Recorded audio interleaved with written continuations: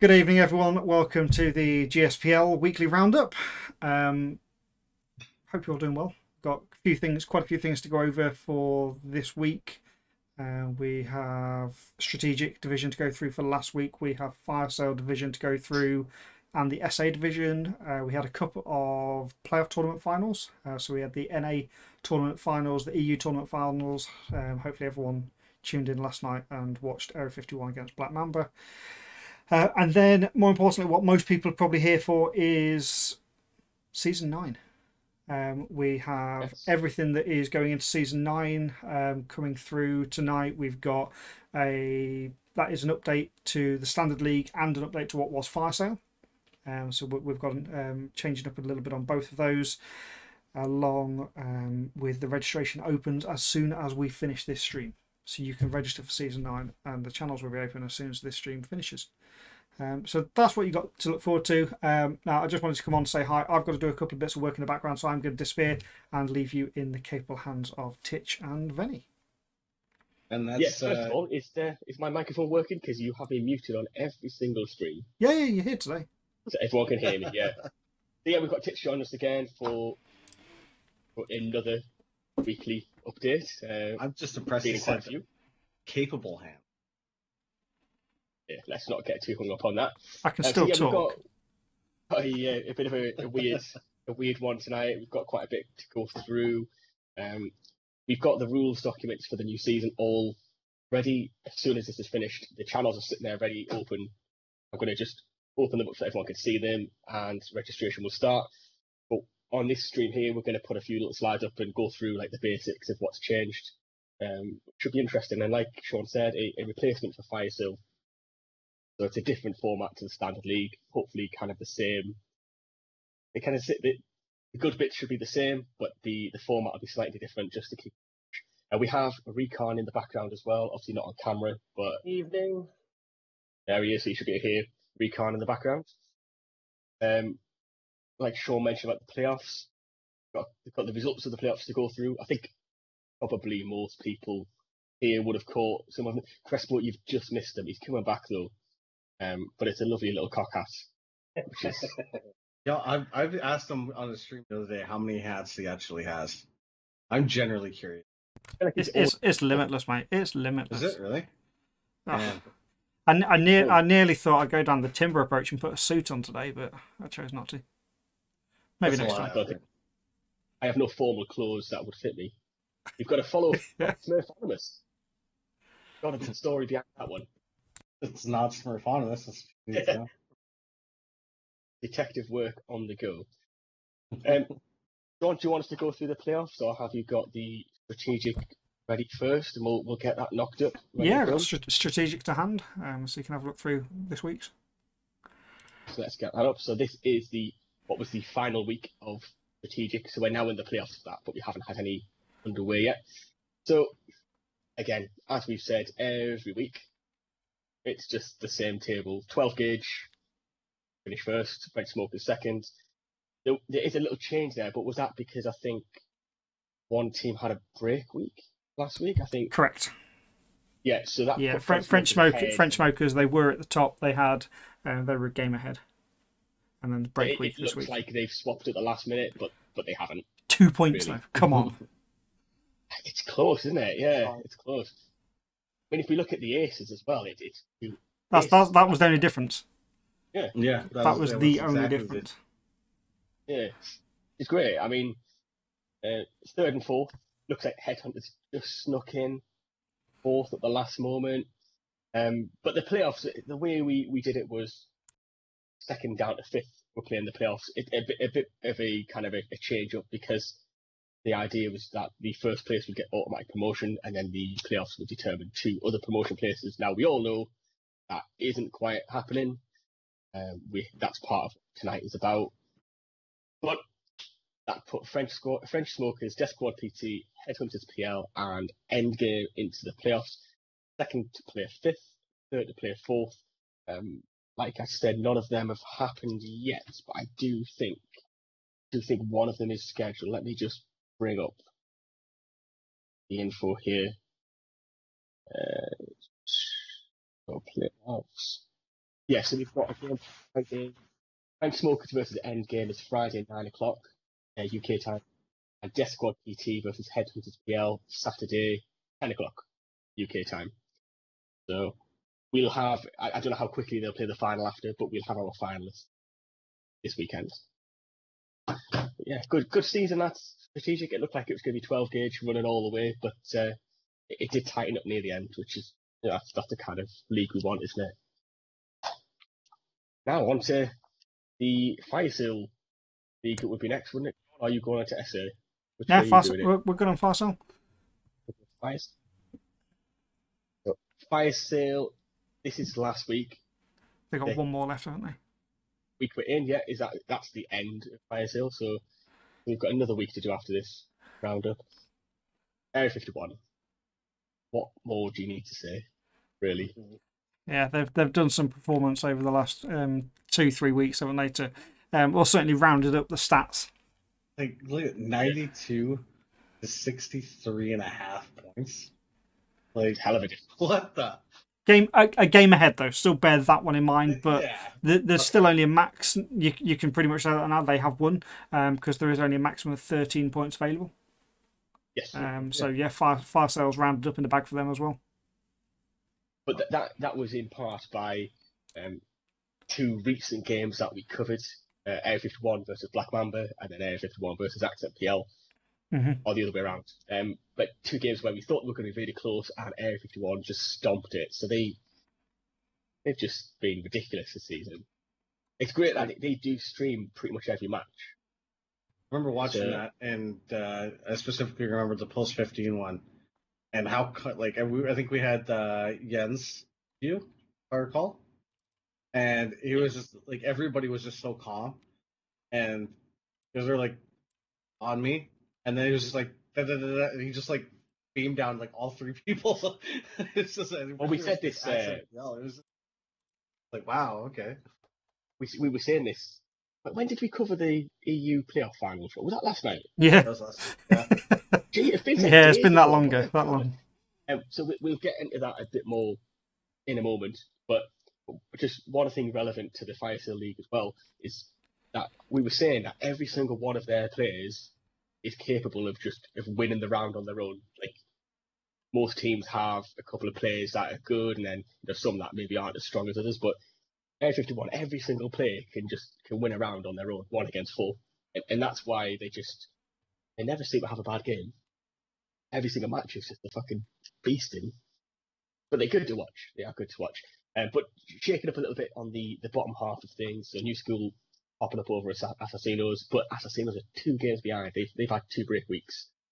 But Pedro says the stream is working. Yeah. If you're referring to this being on the screen for a while, it's just so you guys can see the table while you talk. Pedro can't see anything. Refresh, buddy. Let me have a look. Refresh. I do have it on my... Yeah, it's still working for me on my screen here. Working.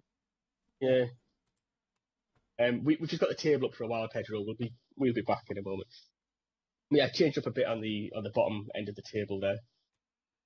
But what's going on here? Put you back. What? Just brought us back. Put you back. Fair enough, yeah. So Pedro wants to see it. That's all Sean wants to say about Fire Sale then. Yeah, no. Sorry, I presumed you had it open in front of you.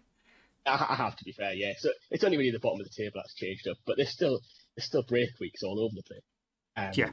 And Destination fucked up, and Assassinos, one of their games they haven't got on is an average points. The match they played, there was a couple of issues, and we declared it kind of a void, and that'll get added on at the end of next week.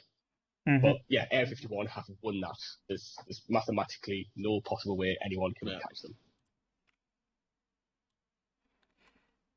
Okay, SA is ready if you want to go through the SA. Yep, let's go through SA. They finished off this week. One more week for them, more, and again they'll be finished off. SA is a little bit different. I know we say this every week, but yeah, it's a little bit different in that it's fairly new, so they're trying to get into our way of doing things, and some of the games are maybe not going ahead as easily as they should, but it's getting there. They are new to it. no change from last week on that table there. Obviously, there's no little arrows, the green or the red arrows, to tell you if people moving up or down. Eagles Brazil dominating, absolute beasts. But we knew that because we've encountered Eagles Brazil before, haven't we? When We did have the first- Eddie's machine, and Yeah. Co. Yeah, they're doing well. Looking at if there's any big scores. Maybe you can answer this for me. So Eagles Brazil and TKG are both on 5 games played. They have 25 wins for Eagles Brazil, 23 wins for TKG. How does TKG have 17 losses over 7 losses to Brazil? That doesn't. Am I wrong in thinking that math doesn't add up? No, you're not wrong. That doesn't add up.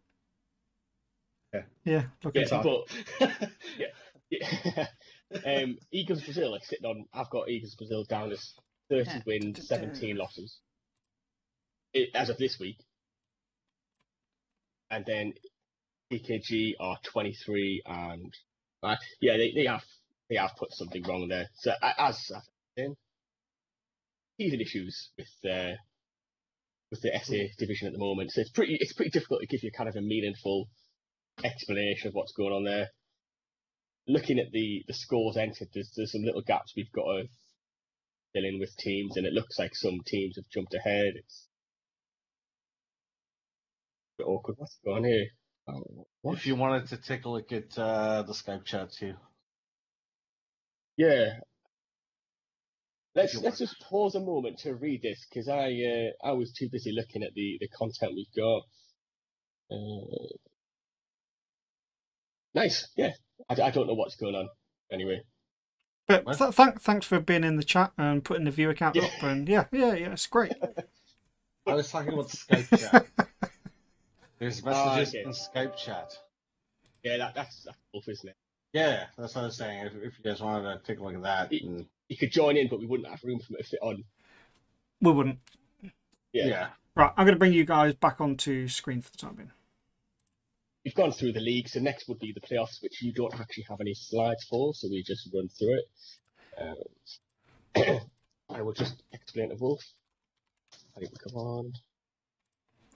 Okay, so first playoff that we've got quite clearly going in our standard order, EU Elite, that was a domination by Area 51 last night. And I would like to give a big shout out to Billy, because that was an incredible ace that he managed on District.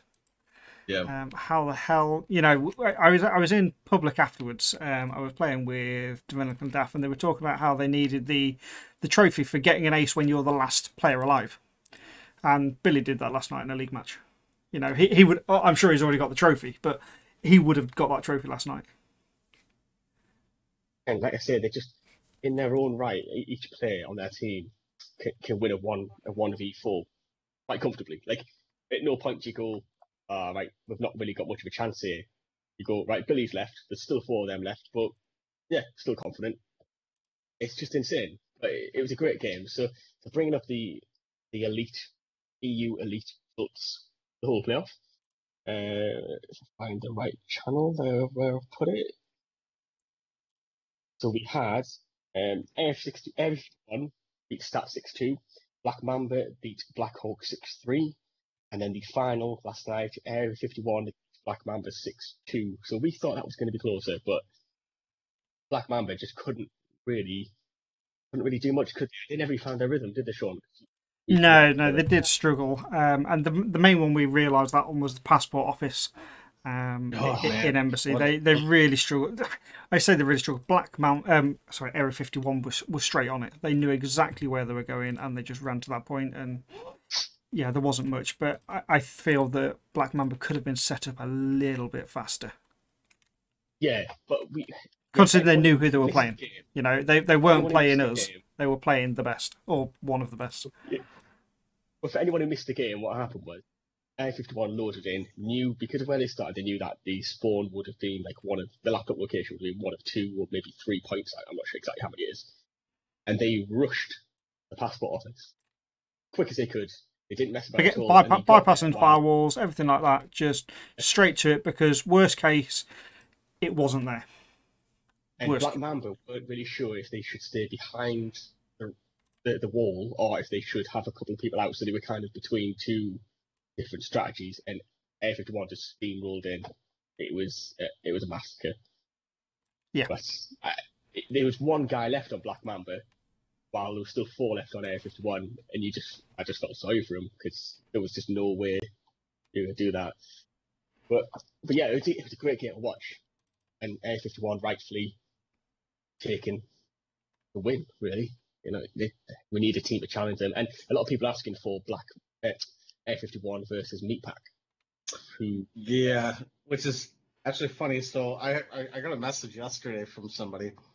I won't say who yet, but I got a message from a team yesterday, and after the conversations about during the finals there, they had messaged me and they were like, "Hey, like, would be interested to play Area 51." I was like, they're like, but they don't really know them very well, or whatever. I'm like, no, that's I'll throw it out there. So, yeah, I guess I've become the Don King for. If anybody knows who Don King is. So I guess I've become the Don King now for Area 51. He was a promoter for he was a boxing promoter for like Muhammad Ali, Mike Tyson, and all that. Yes. So yeah, so I'm like the Don King for Area 51 now, minus the lawsuits and the manslaughter charge. You sure? Prove it. Until I'm convicted. Yeah. I think it would be good to see those teams play, and that's we've talked about quite often about making that happen as part of the league. What I don't want to happen is though when teams go, let's get these two teams to play because they're really good, and it becomes kind of like a grudge match or even like a friendly type thing. Let's do it properly. Let's do it with the same format of the rules, and we do it as a covered, a casted game. Do it the right way. I think that would be. That's what people want to prove is the EU side better than the NA side. That's the whole idea, isn't it? As an NA person, I can tell you that the EU side is better than the NA. I think it is. People can be mad at me, but I honestly believe it's an EU dominated at the end of the day. Yeah, and as far as squads go, it's a wider region to cover. And yeah, as far as squads go, and you can boil it down to. Maybe this person not on the squad, and you can handpick teams, but it's different when you say I can think of 4 of the best NA players, but those 4 of the best NA players put together don't have the synergy that some of the EU won't have the synergy that some of the EU teams have. And as squad for squad, I have to say the EU teams are dominant. Yeah, I mean, Air 51, just the way they move together without even having to communicate about it is insane. We'll quickly move on to the next one. So we have tactical. Yeah, so Hussars beat British Mercs 6-1. I'm going to make Fire Ghost beat PS Team Poland 6-5. And then Hussars beat Fire Ghost 6-5 in the final. Now, we didn't get to see that. We didn't cover it, fortunately. But that sounds like a cracking game, right down to the wire. Then the NA side, which I don't think takes will be long. He'll probably have. Yeah, just a hang fire. He does enjoy going through the NA side. Yeah, well, jumping ahead. So again, we haven't said Husser's played absolutely brilliantly all season. Really deserved the win. The points showed it within the league format. And that's how the EU. We don't really do playoffs. It's not a big thing. But it is actually a really good format. The more I look into it and the more I realise that the league stages are purely based on allowing you to play an easier team when you reach the playoffs is what it's all about. So if like in this scenario, if you finished first, you played fourth. It gives you that chance. So if you seed higher, you play a weaker team. So that's your advantage of finishing and doing better during the league stages. And it gets bloody exciting at the end of the season. It only comes down to a couple of games, but you've got to do well all season to get into the playoff, to then continue that performance through. And yeah, I really like it. It has grown on me. With the EU, Elite and EU Tactical, we had the team that finished at the top. They won the playoffs. Now Titch is back. We'll cover the NA. We're going to cover the NA in a minute. Yeah, we'll just. Actually, we can go straight to it. Sean does not want to cover the NA. Sean is holding this up. Crossbow could rustle up a squad that would be similar. one. I'd agree. Similar. It would have been good with Rage Quit. It was unfortunate how everything played out, but come back next season. Which you are. I believe you're getting your team sources ready to kick some ass again. I think so. Yeah. That'll be good. Right. Okay. So I'm ready with the NA. Let's give Titch something to talk about. I can always find something to talk about, but NA division. This is it. Meat Pack. They walked away. They took it. Killer Bees put up a good fight. Final score, off the top of my head, 6-3. So it appears that Titch is reading from the final page in the book, reading backwards. Skipping the rest of it. All right, so we covered a lot of it last week, but we'll do a quick recap. So Looney Tunes versus Killer Bees, off the top of my head, I believe Killer Bees won that one 6-2, if I recall. They definitely won because they went through to the next stage. Yeah, well, more for the score off the top of my head, which was kind of an upset, being Looney Tunes bid the number 1 seed playing against number 4. We all kind of expected Looney Tunes to kind of take that one, being a lot closer, and yeah. Looney Tunes just had an off night. Killer Bees had on night, and they ended up walking away with that one. Meat Pack versus Rain was a super close game. That one went all the way full 11 games. Score final, that one was 6-5 for Meat Pack. Meat Pack going up against Killer Bees. That one was a 5-3 for Meat Pack. 6-3, sorry. That was a 6-3 for Meat Pack. Meat Pack walking away with the victory. Season 8. North American Division champions, and we had post-game interviews with Killer Bee and Hank Eponymous after the game, and it was actually his birthday that day. It was. So it was a great game as well. I need to point out here that I was there. I thought, right, it'd be rude not to drop in at the beginning of it, even though it is really late for us on the EU side. So I drop in, say hello, wish them all good luck. I was there until the end of the post-game interviews. It was that good, wasn't it? It was a great game. Yeah. Am I right in saying it was Meat Pack in the semi-finals that had a guy playing when he was away at a funeral? That was Hank. Was Hank? Yeah. So yeah, crikey. Yeah. So Hank was actually playing out of. He was playing. So if anybody knows Chuckmas Prime, so Chuckmas Prime lives where Hank used to live. So Hank went back, and yeah, he was at a funeral. And so he ended up, in order to make the game, he ended up going to Chuckmas Prime's house and playing the game from Chuck's basement. So brilliant. Yeah. So that's how they ended up going. And Hank had picked up. He got Firewall for his birthday 2 years ago. It was a birthday gift. And 2 years later, he ends up winning season 8 North American Division. The thing Division, as well, I want to point out is you did the post game interviews with Hank and Killer Bee. Yep. Confuses me that her PSN is the team name as well. That confuses me every time. But it's important to point out that those two, when you did the interview, such nice people. Yeah, like, they really are. And like so much the other team. I don't think Hank can't not smile as well. Like a permanent smile, isn't he? Hank's a super solid dude. Really down to earth. I would like to say I'm very disappointed that Karen hasn't asked what hat I'm wearing today. You know, it's just honestly, come on, Karen, sort your life out. Oh yeah, it was a great game to hang out for Karen, but I was dead. No, I thought she did. That's when we asked how many hats that you actually had. No, I'm sure that was somebody else. Maybe it was somebody else. But I've got a hat. Yeah. Should we have a look? Should we see what today's got in store? Let's bring it back. This is what today is rocking. So yeah, this is yesterday was a dinosaur. Today is definitely 100% a chicken hat. Just to get that one out there, Crespo. This is a chicken hat. I've just seen similar saying unlikely to come back. Out of curiosity, are your team not playing together anymore? Or are you guys just done with the league or anything? We are revealing the format.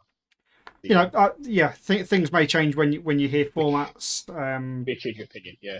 For everyone. Aaron said it's the real you, Sean. Is that because it's a cock on your head? Yeah, something like that. Yeah. That's definitely it. So yeah, so that's The study titch. That's the playoff roundup. I'm keeping my mouth shut. We do have the strategic playoffs still to go, which we'll give you a bit more on when we do the next roundup. I'm conscious again we have not let Recon get a single word in because he's gonna have the whole time for when we do the fire sale talk. We won't get him to shut up then. Are you there, Recon? Or has he just gone completely dead on us? Can you not hear me? Yeah, you're quiet, mate. You're really quiet. For just don't fall asleep in your chair. I'm not. My family keep coming in. So that's our roundup of the league and season 8 and the playoffs, yeah. Which means, annoyingly, because we need this screen behind me, I do have to bugger off again, just so we can get the information in. But I'll still be here in about. Yeah. So Sean's gonna just sprint like Batman somewhere. He's gonna hide his camera and then put it back on periodically. So, like we said at the beginning, for people who just joined in, the registration channels for the league are sitting there. They're just hidden for now. As soon as much for here, Danny. Yeah, I'm not following that. Okay, I get you. Yeah. Yeah. So the registration teams are still the registration channels are there ready. You just need to open them up, which we'll do after this stream. The rules document links in there and everything. So you've got to read it all before you register because there will be things that were different. Yeah. We had 12. We had 12 teams last season, Viper, in the NA side. I was just about to respond. I think was it 12 or was it 11? 12. 12. Oh yeah, it makes sense. 11 weeks. Yeah. We could say 11 because it was like Scrub Squad wasn't even there. Wow. I went there. Wow. Yeah. Okay. Very hard. Right, let's get it started, Sean. Let's get this shit underway. I don't know which side you've got first. In order. Yeah, so actually that's a good point. So the registration opens tonight. It's going to close the 8th, I believe, or was it the 7th? Yeah. Midnight of the 7th, which is the Sunday before the league starts. Now, is that for GMT or is that for NA? Or is it going to be midnight for NA? It's going to be midnight GMT. For all divisions. For all divisions, midnight GMT, because that's when. So if you leave it to the last 5 hours in North America, you should have done it 5 hours early. Hey, you know what? If it wasn't me, Pac-Man, they were like, what? Was it like an hour of closing? They were close. It depends on how many teams we've got. If someone does jump in and it's just past the deadline, it's kind of at that point that realistically, as long as they're in by the time we wake up on the Monday morning to sort everything out, we would take that. Yeah, we don't everything's last minute and it changes everything up. But the season will start the 15th of March. That's the Monday. I'm looking forward to having Top Gun in next season. That's gonna be good. Yeah, absolutely. Kick some ass. So for the NA people, that is 7 p.m. Yes. Night. So on the 7th. So that gives you like 20 days. So yeah, 7 p.m. Eastern Standard Time would be the cutoff. Yeah, I mean, I can write that. 18 days. There you go. 18 days to get registered. And it opens as soon as this stream finishes. So easy as that. Okay, so update for Season 9. Rennie, you can probably talk them through the slides as they appear, although hopefully you get it on there. Apologies, the font is going to be a little bit small for everyone to see. We have made the screen a little bit bigger. That's why I can't fit on the set anymore. I really didn't think about that part after I made the screen bigger. Cues for us speaking rather than fine. Yeah. There we go. I can actually see it on my Twitch screen now. So yeah, so we get rid of the 3 division structure where we have elite, tactical, strategic. So this really affects the EU side. Obviously, the NA and SA, they've only been 1 division anyway. Couple of reasons to go over why this is happening. Every season we have teams that drop out, teams that regroup, rosters change completely. So let's say, for argument's sake, you have a team at the top, say Area 51. This isn't happening, but say, for example, Area 51 decided all of their players are leaving except for Jens, the captain. He gets 3 new players are they still the top team of Elite? Because it's 25% of the team's the same. The other 75% isn't. Meanwhile, Lenny and Billy also make separate teams. Where do they belong? Yes. Yeah. Or the other three, or it's made up. Now we have a new team, not under Area 51, but it's Billy, Yuns, Lenny, Pedro. Wait, no, we said Yeah, and we've had this. But, This is stuff. Pedro and Gangsta. Yeah. This isn't even really. It's hypothetical about Area 51, but the basics of it is legit. So Rage Quit, for example, they obviously everyone knows a bit of background about that. Simlock said he might not come back next season. However, if he was to come back, he'd have to start at the bottom again, strategic, and take 3 seasons to get up to the top. Just as a new team like 12 Gauge, even though they've got players who've played in various teams, and we know how good they are, they start at the bottom. So we're doing away with that structure, and what we're going to do is take all the teams that enter and group them up based on how many we have. So let's use it on like last season. So last season for EU we had 30 teams. So we'll have 2 groups. Just think of them left and right at the minute, and we're going to do an on-screen random. Hoping it's going to be spin the wheel, just to assign a team to a group. Okay, so we'll completely random up either side of it. That's if there's that many people. If there's less, now this does all go through it, so I don't want to get too ahead because the slides do go through it. But we'll do up to a maximum of 16 per group. That's are you actually doing Are you doing this like as if a mock-up draw? No, Right. no, it's not do it as mock-up draw, but just so people understand the side. So, if the worst case, if the NA side do get over 16 teams, there could be 2 groups in the NA side. Which If is you actually get what I over was gonna 16. say. I was going to say, because Viper's like, whew, I don't have to pay attention. I'm like, well, I mean, technically, the NA side could be affected if we ended up with everybody coming back plus some. We could hit that. That'd be Yes. that would be a phenomenal league to run. So the basics is a maximum of 16 teams in a group. That'd be a 15-week season, which is about It's long. long It's about as long as you want. Obviously, we're not far off that in strategic. I think they were 13 weeks. Yeah, because they did start with a lot more. I can bring that up actually. Let me just double check. I think even Firesail's got to be getting on close to 11 weeks. Yeah, we don't want it to go too much further than that. So No, 16 exactly. teams So that's sort of the limit. 17 Yeah, to- Firesail was 11. Yeah, so 16 teams is one group. 17 to 32 would be 2 groups. 33 or more would be 3 groups. Now, they would be split up entirely random. So what we do is take every single team and we'd go using the random draw that Sean mentioned.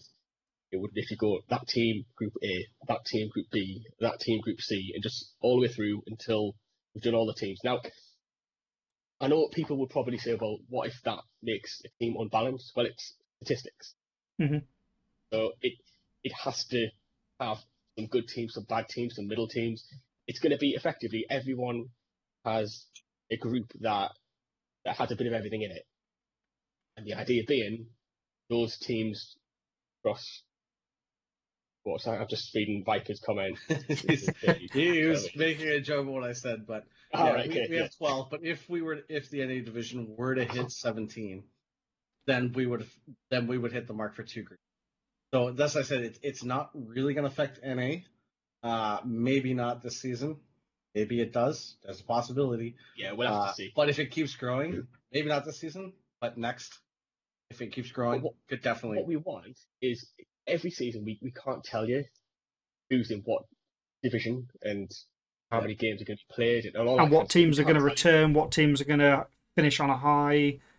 You just don't know. There's so many unknowns. So this is a system that will work all the way through. We've tried to develop a system that will work from now through until as long as we run.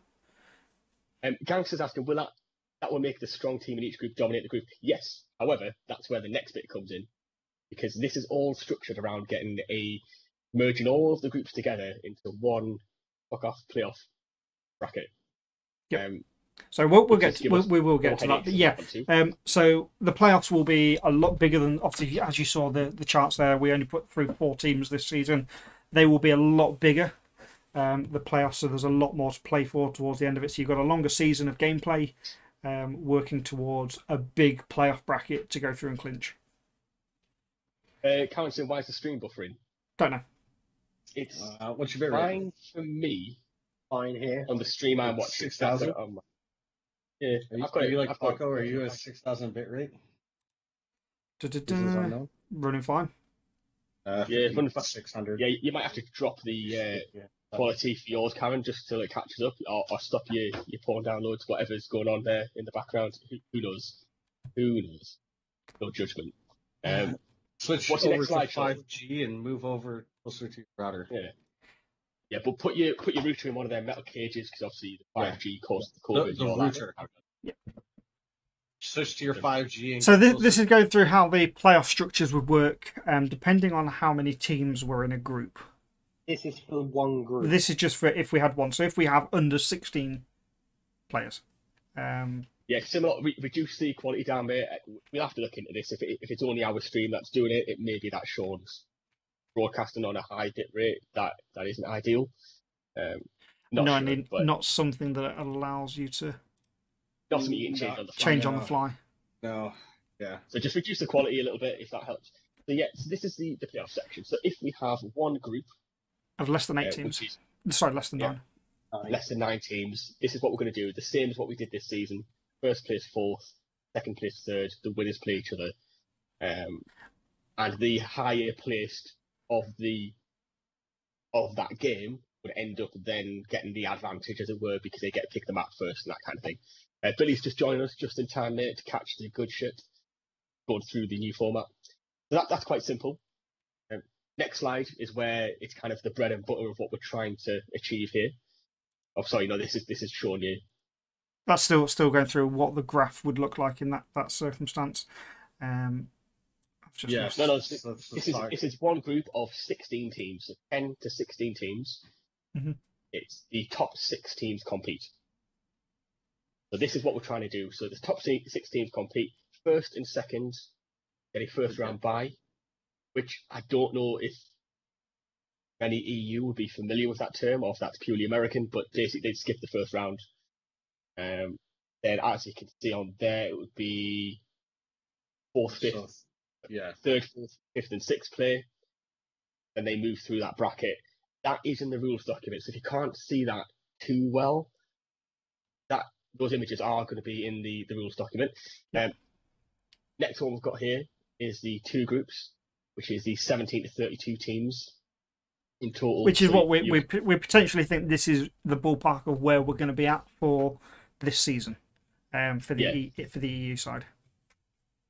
This would be, if you had 17 teams, you'd have one group of 9, one group of, and then obviously up to 32 would be 2 groups of 16. You've got that bracket wrong there. The wording's wrong on those on the left. Sorry, I didn't do that. I didn't do that. Nor did I check it. I proofread these earlier, and take that off. Go through. Explain what it is. Talk it through. Yeah, I'm operating on a delay here. Yeah, I think that's the same slide. So basically, what we're saying here is, if you've got two groups of 17 to 32 teams, so it would be 9 in one, 8 in the other, or 2 groups of 16. We take the top 6 from each group.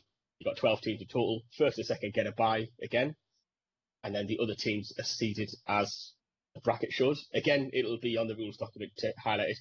But the way it's meant to be structured is that the first and second get a bye of each group, but then third of group 1 plays 6 of group 2, and it kind of crosses over. So you should, in theory, get a different opponent to what you've had that season to try and mix it. I think we could summarise everything, couldn't we? That where rather than the league being vertical, so rather than it being elite, tactical, strategic, they're side by side.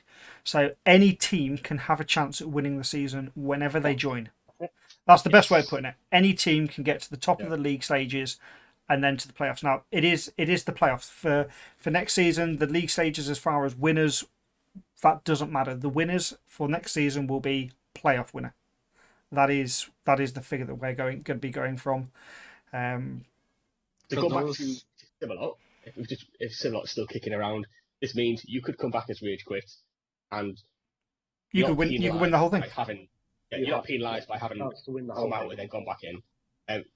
Legacy Warriors, great team we had. They took a break, and then they didn't come back. And this isn't confirmed, but I think they might have come back if they could have slotted in at their original place because they were doing really well. And that's what we want. We want teams who maybe want to take a break and then come back. You're not penalised, and new teams are coming in who think they should be winning the whole thing. Come in, win it, and that's the gist of it. If there's 12 teams, why are there any buys? So if there's 12 teams, you're taking the top 6.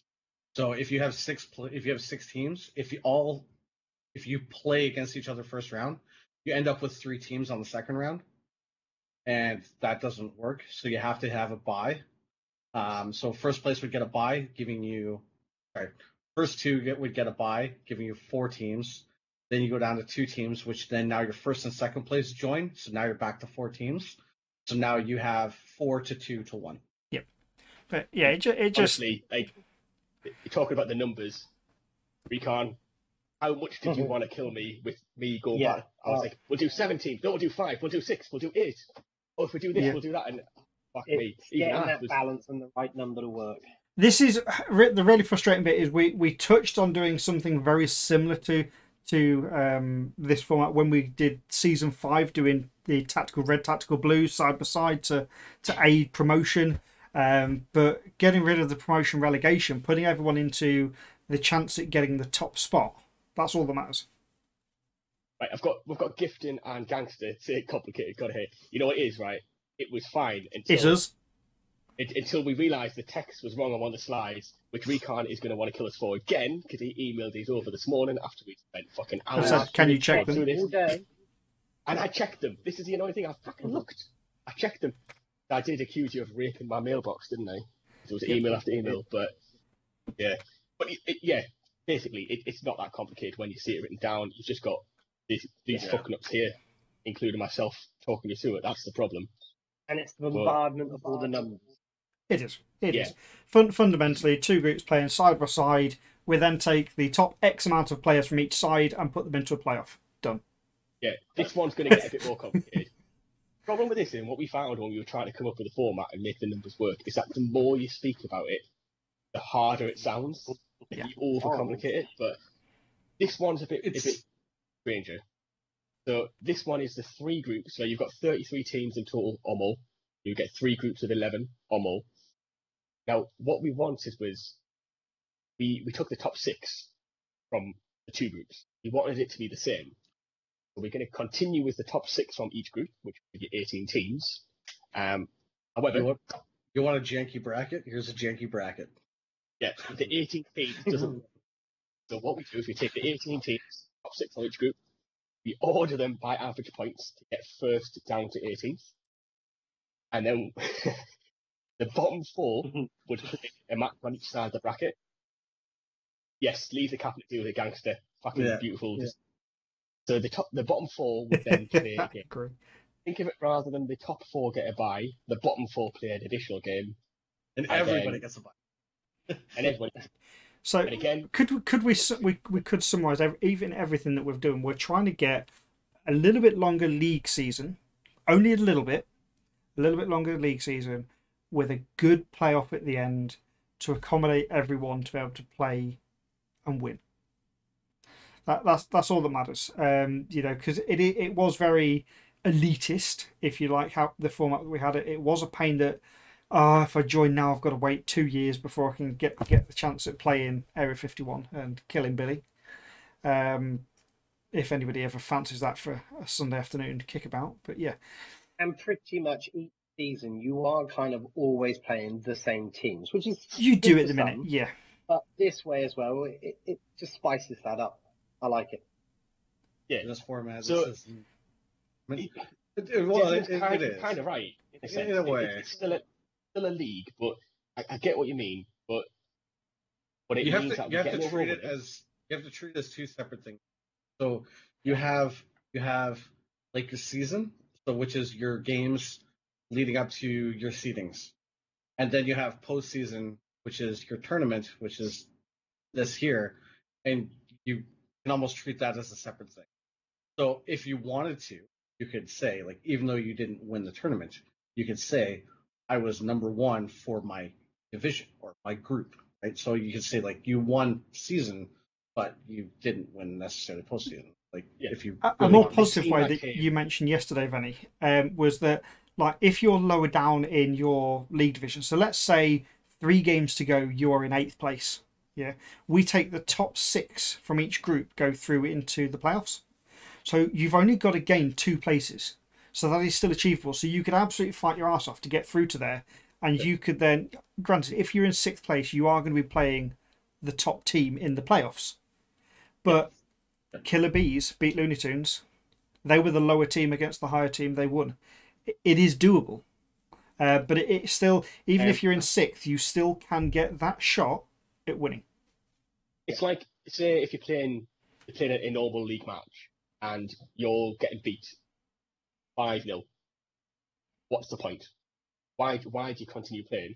Because you still can get some points. So you could still get beat. You could still get beat 7-1, right? But you get 3 points for that win. Right? We could ask why you still play in the league then. Ouch. But what I mean is, Ouch. say, He was if meaning you're getting KIA. Yeah. God, If you get beat 5-3 though, right? You've lost the game, but you carry on playing because there's There's still a to have. playoff to go for. Yeah. You're not out of the title shot. Exactly. So the current season, now I did horrendous all season, but from about week 4, it was fucking pointless. I had no chance of getting anywhere. But with this format, a couple of good weeks could have, bumped up a place or 2 or something, and maybe you could clinch that last playoff spot. So yeah, so I hear you, Debbie, when you're saying it's a tournament, not a league. I do hear that. The final, the end of it is a tournament, definitely. Yeah, for regular season, it definitely allows for if you have an off week or something like that, it kind of smooths those out. Like, it'll affect your sitting position, but it doesn't necessarily ruin your entire season because you had one bad game. You know what I mean? Yeah. Like, so it definitely does smooth things out. And it is the only way of combining both groups to have a chance at going for that title shot. That is the only way of doing that. And also, the EU versus NA, we can do it now because they'd have the same format. Even if NA only gets 12 teams, they would have one group and they'd have the top 6 go through. The EU has 3 groups, so we've got 33. Top 18 go through, but they go all the way through to get a winner. They could play the winner of the NA. We've got the SA as well, so we need to factor in how we would work that. But it does allow for comparable leagues then, really. Yeah. And then, as we said, these groups would be sorted randomly. They'd be done by a live draw on our channel, so you could watch if you want to watch it happen. And then the following season, that would happen again. So you would end up with different groups. So you might think this group was really hard this season, you couldn't make it. Next season you'll have a different group. And as far as like the groups of deaths and things like that, I mean, it's no different than the Euro or the World Cup for any you football fans out there. I mean, there's always a potential for that group of death, right? And I think we've covered most of these, but look at the draw, I guess. I think we've covered most of the FAQs, but we do have a load on there. I can't remember what slide's coming next now, or if that was the last of the. It's so FAQs, right? So if teams drop out and come back through, it doesn't affect any of the promotion relegations on the new method.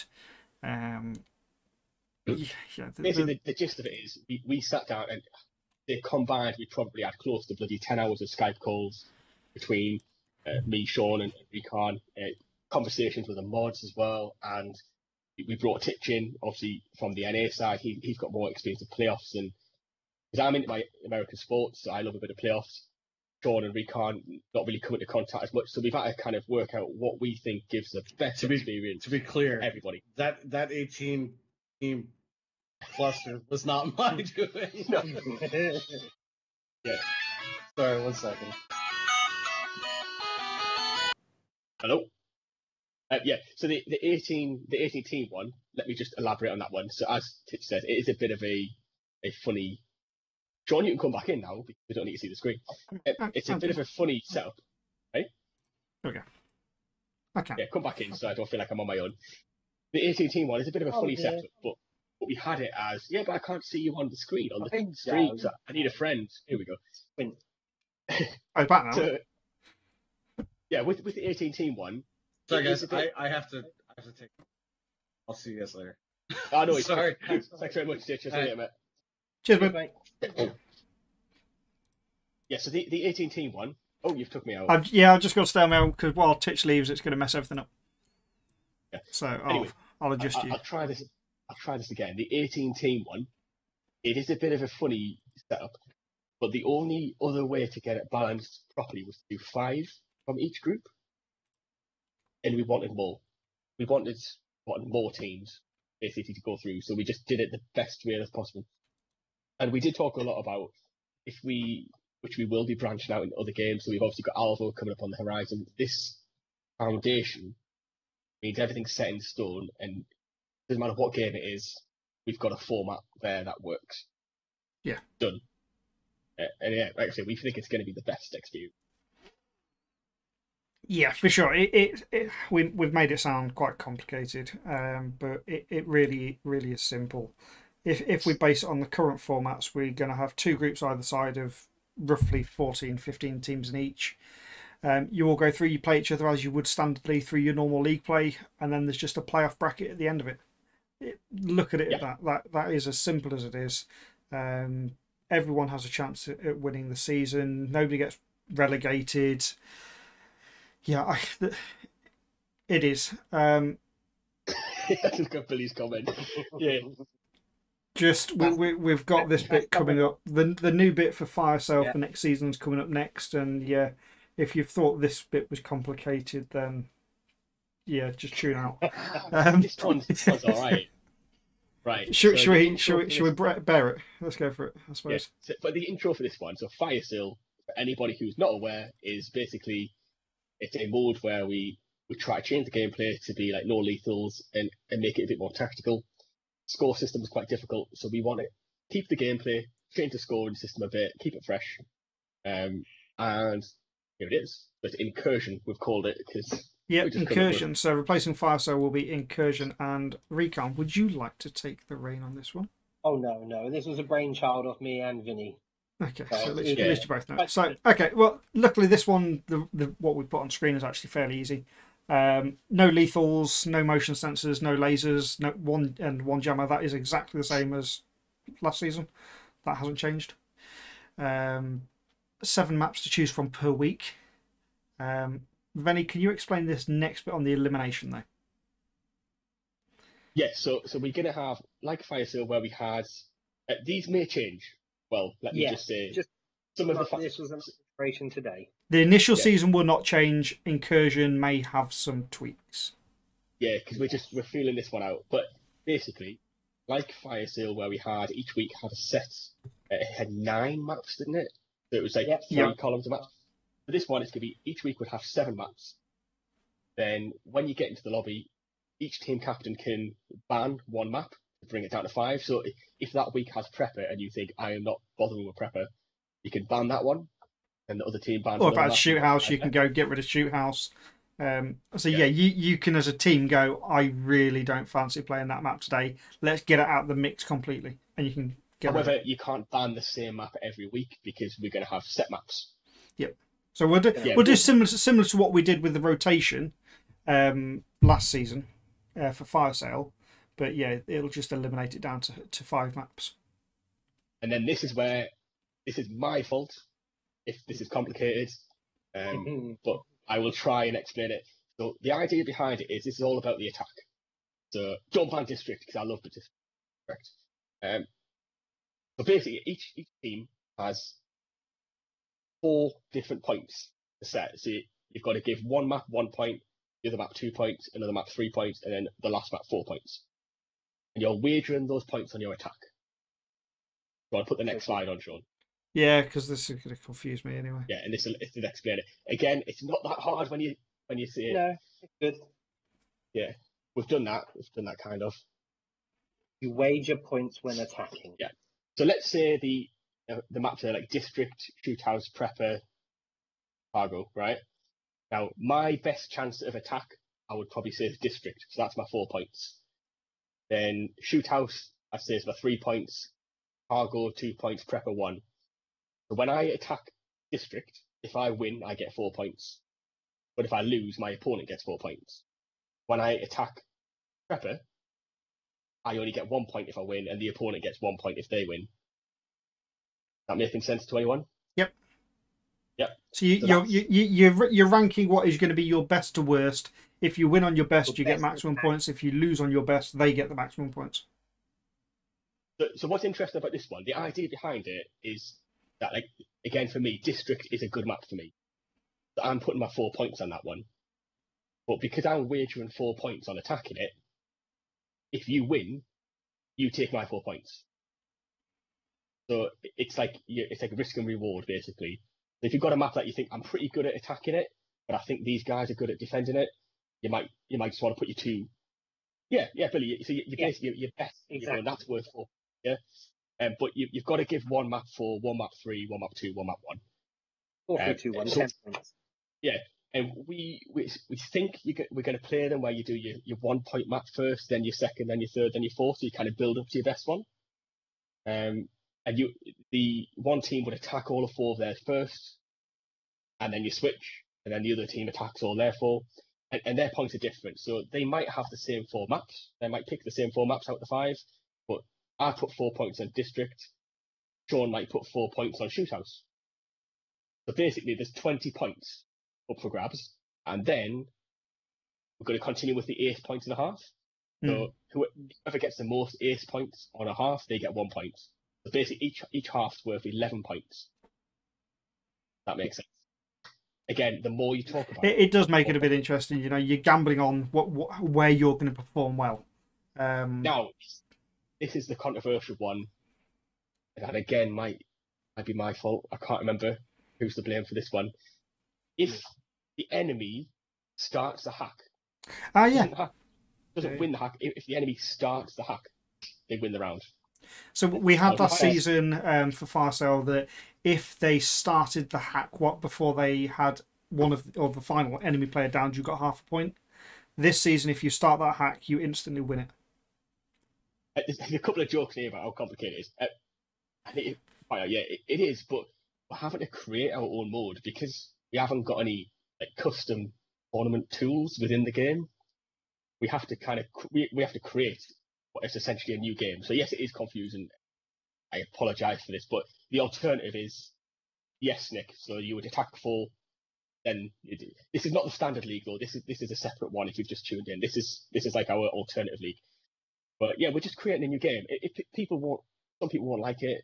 They don't have to play it. That's absolutely fine. I completely understand. I wouldn't say it's for everyone, but we're trying to make an entirely new game out of the bones of the game. It's supposed to be easier format than going, did I win this one in defence? Did I get a bonus point that we had last season?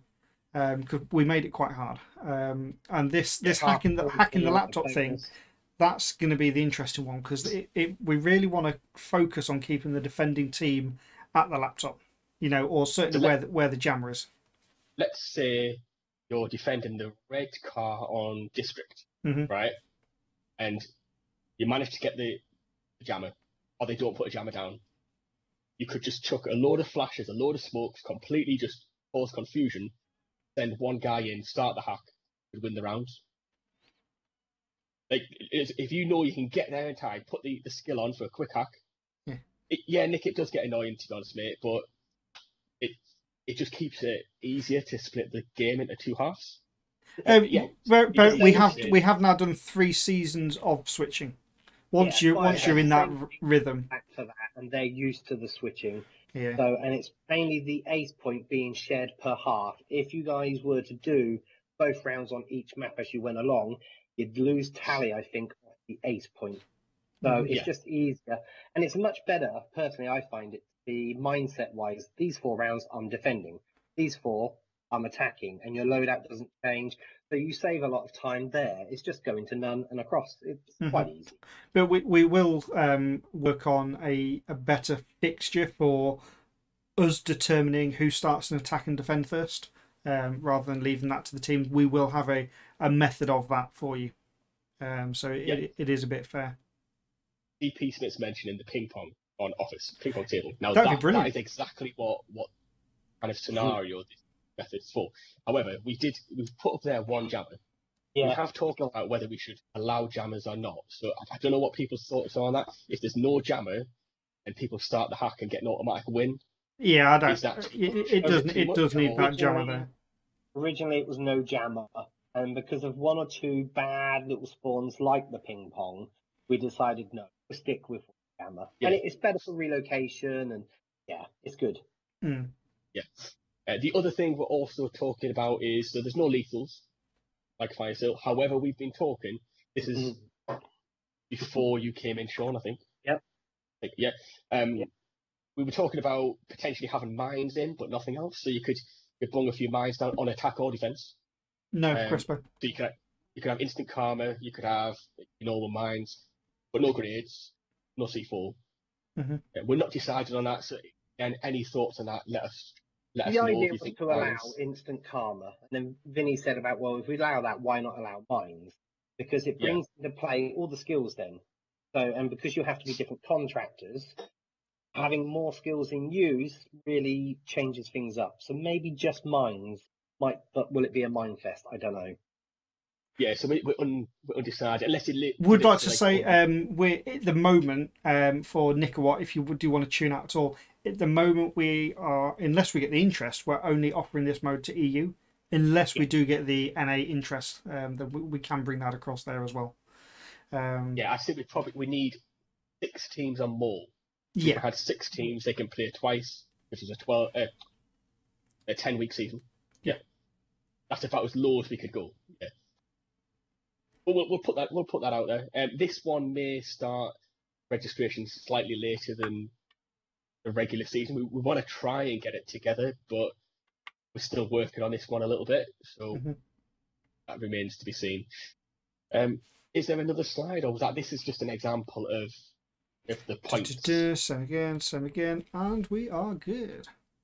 Yeah, so I know it's a bit like death by PowerPoint, and so the big realistically though, for us the biggest change in that one is the points on ranking and putting wages against how well you think you're going to do on a map.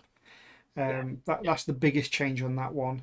There's no bonus map to play or anything like that. You haven't got to go, have I unlocked the bonus from what we had in Fire Sale. And then the winning the match if you hack the laptop before, and this is the key, that you win it if you hack the laptop before the last enemy player is downed. So they have to still be running around. They can't be in a down state. Then you do win the match. And I've got Fire Sale up actually at the moment, and we can go through and have a look at the actual hacks. There wasn't that many. Half a point. Now we're in week 11 now. There are 11 teams, so there's quite a few on there. That is 7, 8, 9, 10, 11, 12, 13, 14, 15, 16, 17, 18, 22. So I just having to double these up. 22, 23 and a half, 24, 28 hacks all season. That's more than I thought, actually. Yeah. However, that's over like 300 games. But that's knowing though that a hack was only half a point.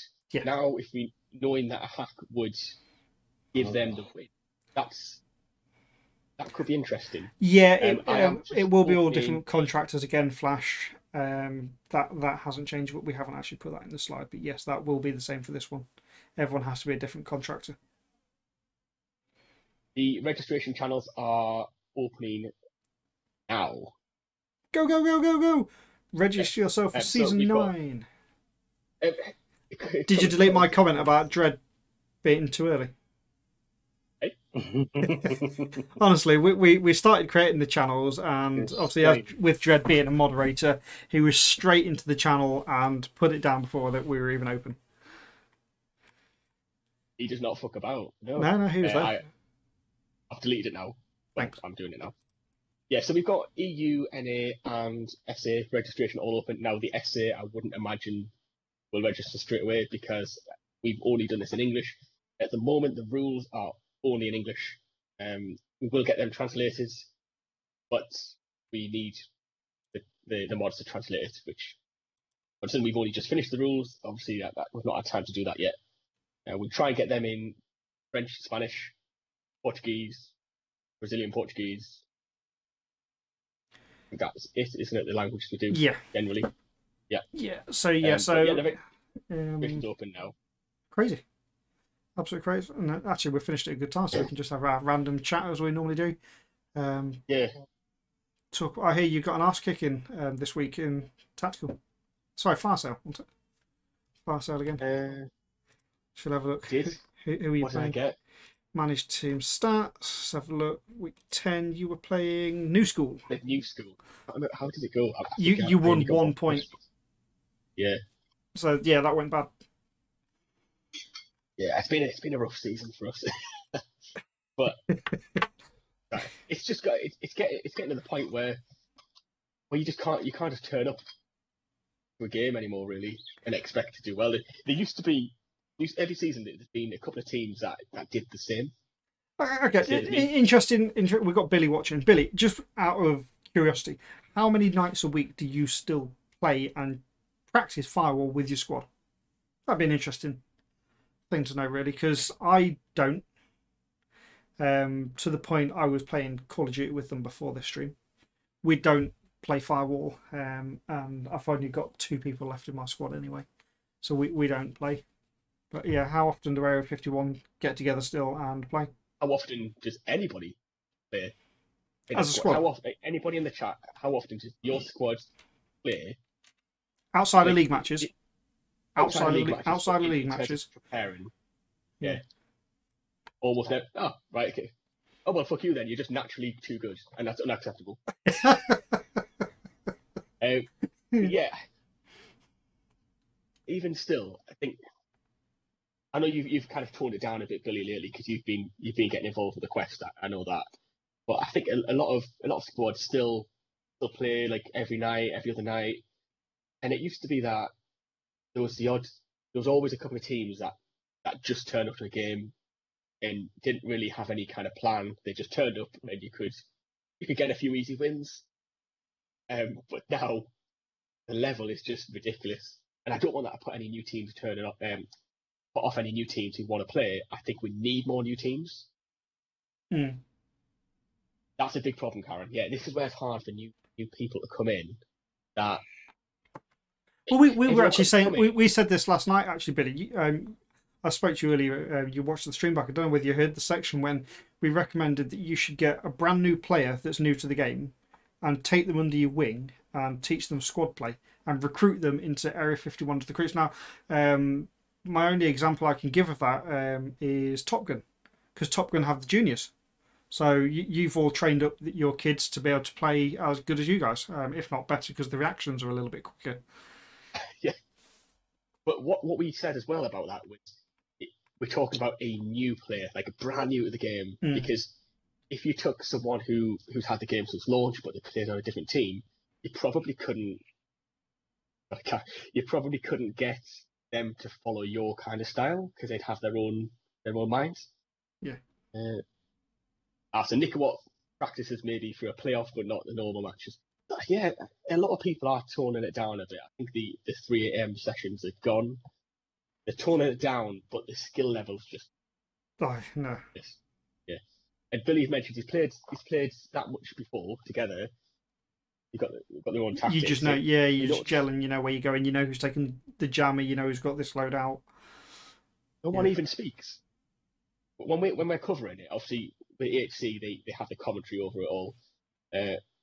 What a shit news! What is this in reference to the whole thing? Yeah. Bit of clarity. Yeah. I mean, you can elaborate on it. I mean, not everyone's going to like it. Not everyone's going to like it. That is the whole point. But nothing's really changed as such, and you still get the chance of playing against the best teams.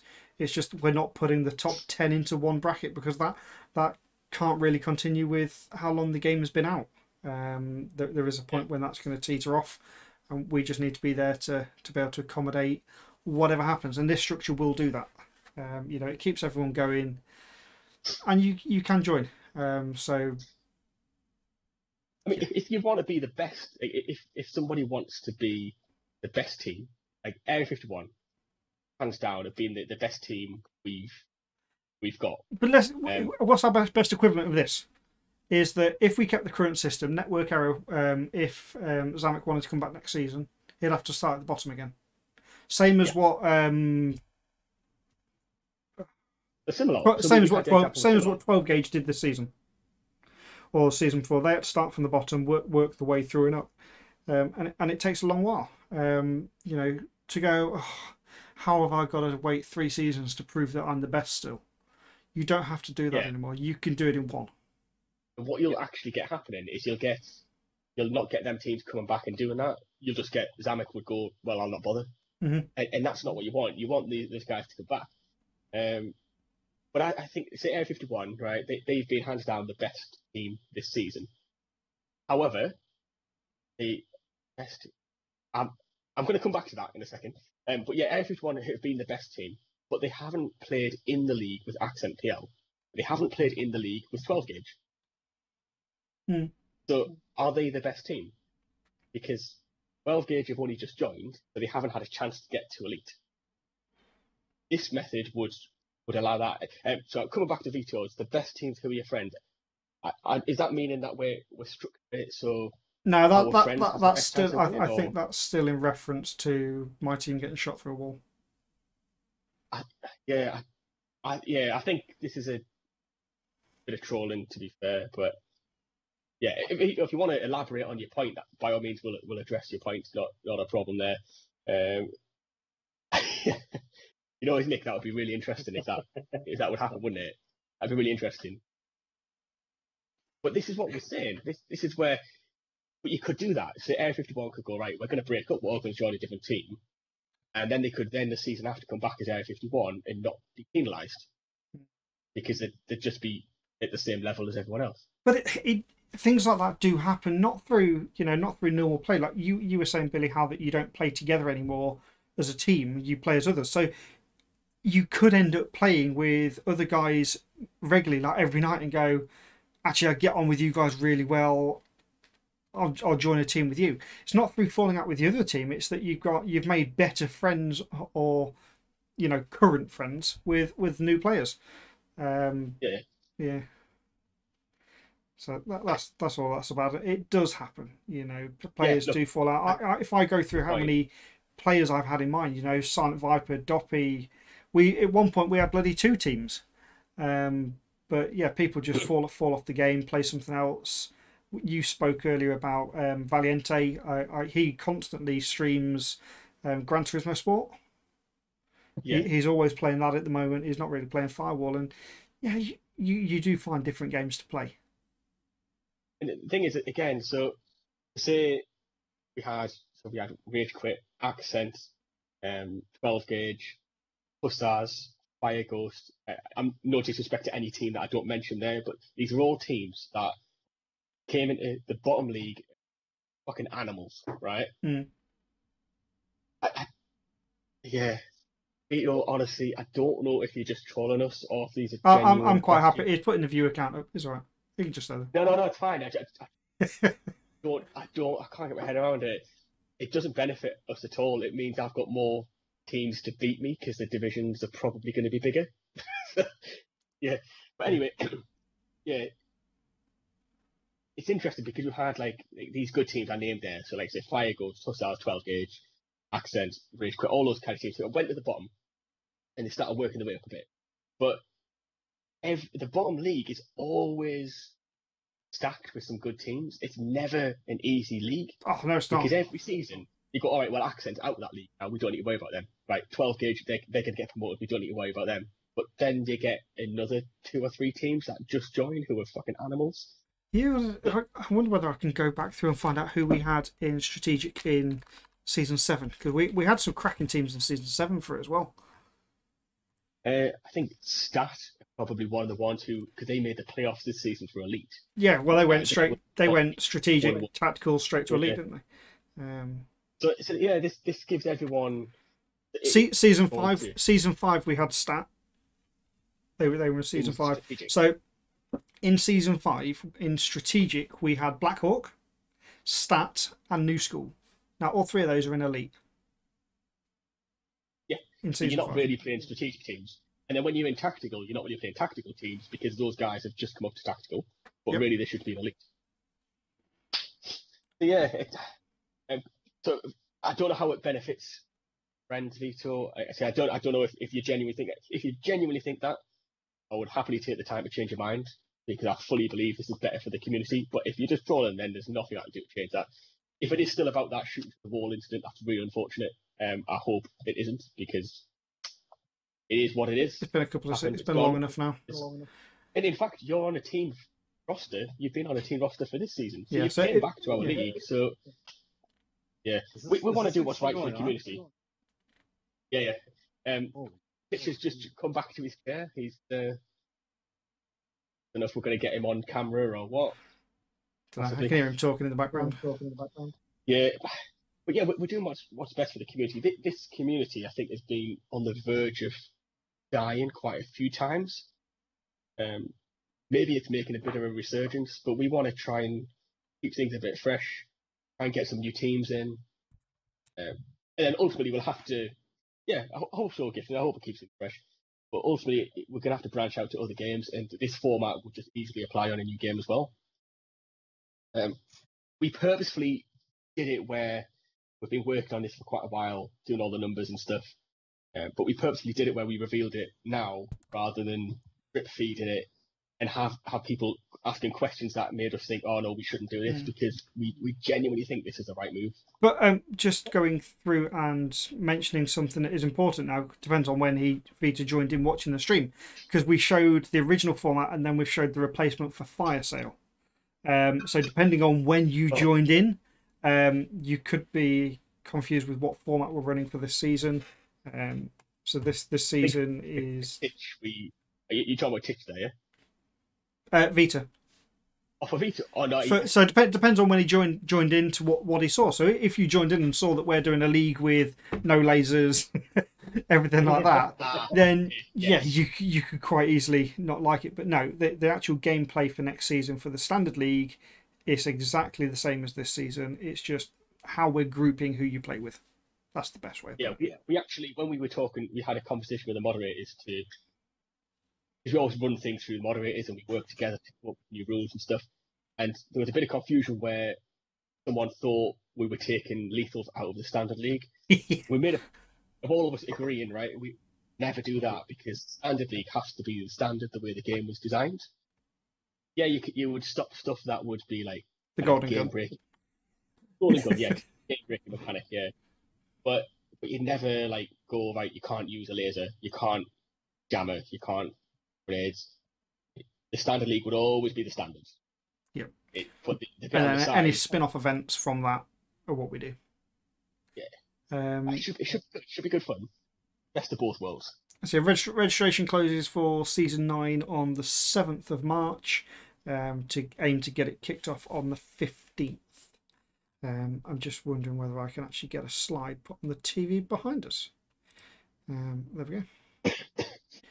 So yeah, you want to go to the season 9 channel, season 9 category in our Discord, which says information. That has the dates, the channel links, and the rules document. It has everything you need there. Like I said, you do have to read the rules document. There's a couple of things that have changed. And they are highlighted? Oh, actually, one important thing we haven't mentioned that should please a few people. So if there's an issue in game, you can't replay the round. The issue, you have to bring the issue to us. However, for this season, what we're going to allow is the affected team to say someone does get shot through a wall, but it's accidental. I shoot Sean through a wall, for example, right? Again. Sean decides to replay the round. Yeah? So I can offer him to replay the round, but he cannot ask me to replay the round. Yeah. It can be done in that circumstance. I know there's a lot of people been asking for it because they say it's a fair way to do it, and we agree. What we've got to be careful of is that if Sean says, "Nope, you shot me through a wall. I am not replaying the round," he's perfectly entitled to do that, and I can't complain. Like, it's his right to not replay the round. But if he genuinely feels, it probably was a mistake. Replay the round, all good. We've had a few instances like that. I know, as a Billy, one thing we've talked about, you and me directly. I don't know if Mike Beach is still kicking around. We spoke about it. Brittany as well spoke about it. There's a few people who wanted it, and as long as it's handled respectfully, then yeah, we're going to allow it. That is explained in the rules document as well. So basically, don't be a twat to other teams because they won't replay the round. Be nice to them, and then they might. That's the sum up, isn't it? Yeah. So yeah, we're hoping that it's the same if someone loses connection. If they lose connection before shots are fired or before the firewalls are found, you can replay the round. If it happens after that, so say you've got one dead on each team and then someone loses connection, you could offer to replay the round, but the team that didn't have the connection drop has to be the one to offer it. They have to be the one to say, right, let's replay that round, that's fine. But yeah, that's it, explained in the rules document, but that should please a few people. But other than that, the core game rule set is the same. Just remember not to badger the witness. Don't badger the witness, as you will. We are going to have to take a hard stance on some issues if people are trolling other teams or being aggressive and insulting and stuff. We can't have that. We are going to have to come down heavy on it, unfortunately. We're all here for a reason. Have a good game. Nurture the yeah, for sure. We've got to keep an eye on that. Everything in the rules document that is new or has been reworded is highlighted in yellow. So I'd like you to read the whole thing, but if you read the yellow bits, that's all. That's what's changed. Any questions for it? If you're here, just drop a message in the chat before we go, or just. No, Billy, your guys are well. We said be nice, not don't shoot them. Yeah. But yeah. I don't know what. Again, Vito, you're gonna have to start talking sense, mate. I don't know what you're. Having only 3 teams winning 20 tournaments. Yeah, I genuinely think we've got a lot more than 3 teams who want to play. But if you don't want to play, Vito, that's absolutely fine. There's some other leagues out there, absolutely fine. And I'm not even being a dick about saying that. If you look at another league and it appeals to you more than us, but you're still part of the game and league community, then you're on my side. That's fine. I don't care. Yeah. Only if you put the game away and you don't play, that's the only time when we've lost you. So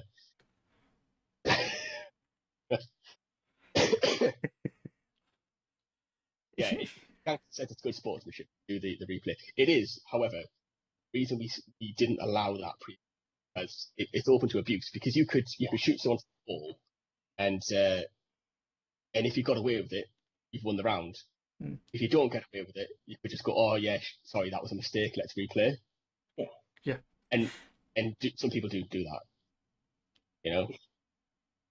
But if it's a genuine accident, like Raven, one of our mods, he shot one of his teammates. Yeah, their one was a very unusual one actually. They were in good combat of peeking out the wall, peeking out, and they had a motion sensor above the door, so they could see when the enemy player was in front of the door. They shot the person, downed him, went back in cover, but used the motion sensor outline to shoot as soon as they came back out, not realizing the door was closed and he was actually peeking through the door, and killed him. Because he wasn't paying attention to the door, he was paying attention to the motion sensor outline, but he still did shoot somebody through the door, because when you look back at it, you can see the door was clearly closed, but didn't pay attention to that particular point. The rules of Season 8, by those rules, that round cannot be replayed, and we awarded the round to Black Mamba as the affected team. Under the Season 9 rules, Black Mamba could say, right, we know that was an accident, so let's replay the round. And that's absolutely fine. But they could still say, no, we're not replaying, it stands, and then both teams record footage, send it to admin, and we'll make a judgment on everything. But it does allow the little glitchy moments of firewall that you do get. It does allow them to be dealt with a bit better. Don't know what's going on here. He's talking to Pedro, I think. Yeah, I'm just trying to get it. Get what's going on. But yeah, no, exciting. We have to. I'm exciting. really looking forward to the league. It's the only way that we can allow everyone to play. You're going to play more teams rather than just being the same. In most cases, nine teams that you play against, because it's 10 team bracket. There's the potential of that being up to 16, so you've got a few more teams to play against. They're completely random, so you don't know who you're going to play against. It keeps it a bit tense. And when you say you don't know that you're going to play against them, there is still every chance that you're going to play against the teams you played this season in the playoff bracket, so the good teams. You're not going to play them at that point, but there is a chance you'll get them in the playoff. Gifton said here, any level 50 should know the maps where you feature through. Yes, that is a good point. However, there's always new ones that you didn't quite realise, and there's actually some parts of some maps where you can shoot entirely through a wall and your bullet just goes all the way through. And they're randomly... and some of it comes down to it's when you get downed and you end up sticking through an object. That's when a lot of it's happened. Have you seen the video from Reckless Trevor on Bunker where he kills somebody with a throwing knife through a wall?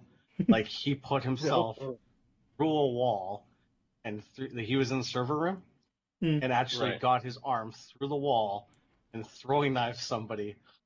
That was Billy, over by I'll put my hand up. Absolutely. Yeah. See, stuff like that, you can't allow them. Now, I've just translated what Vito said, and he said, I get it, I'm just stinging, calm down. Right, let me just, again, sorry to address this.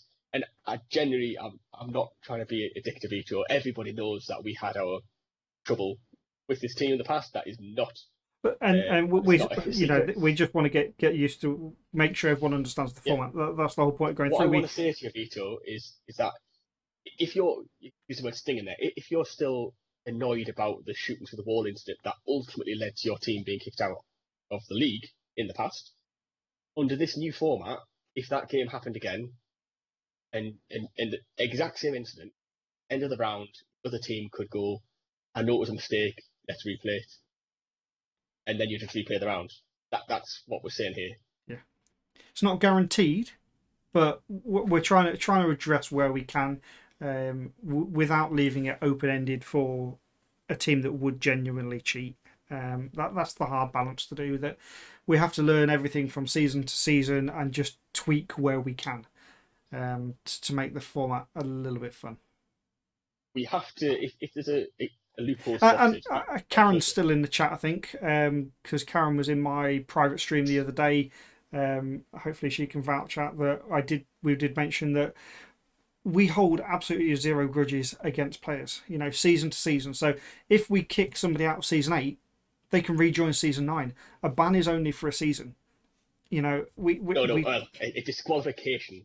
A disqualification is only for a season. So we don't hold grudges. It's just that we have to act on the rules at that particular point, and follow them, because that's ultimately what they're for. But a new season is a new start. That's the only way we look at it. Same with Similot here. We've had run-ins with Similot's team in the past, and he's absolutely welcome back. We've never had an issue on that respect. Is Crespo welcome back? Crespo's welcome back. As long as he calms down, as long he's never getting a mod roll, but he's welcome back. Crespo loves finding the line, and then once he's found the line, he'll dip just underneath it for a little bit until your guard goes down, and then he finds another line. But I think Tomo was suggesting about him co-casting. That would be I don't know who would want to relinquish control and put him on stream, but. It's either going to be the best stream or the absolute fastest way to get banned from Twitch. It's just, there's no other in between, I think. One thing Billy's mentioned as well about into a message in that, right? So Billy said no money in the league, it's only replay to have more fun games. Yes, that's a good point. So you'd be more than happy to replay. I mean, you guys are a great team. You'd probably just win the replay as well, but yeah. I'm going to your Accent PL one. Did you win that one when you replayed? We got exactly the same result, including where. So when we did the 2 rounds originally, they won both, but they got a hack on one. And when we replayed it, they won both and got a hack on one. So it was exactly the same. But yeah, basically, if something happens and both teams are getting on fine, everyone's showing each other respect. It's clearly an accident.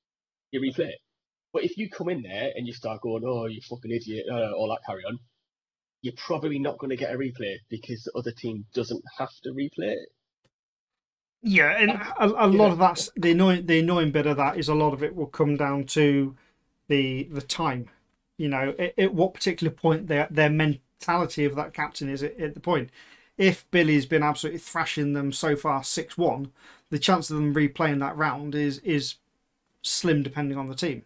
So it can come down to mentality, but we've got the offer on the table that it's now there. Absolutely, I agree.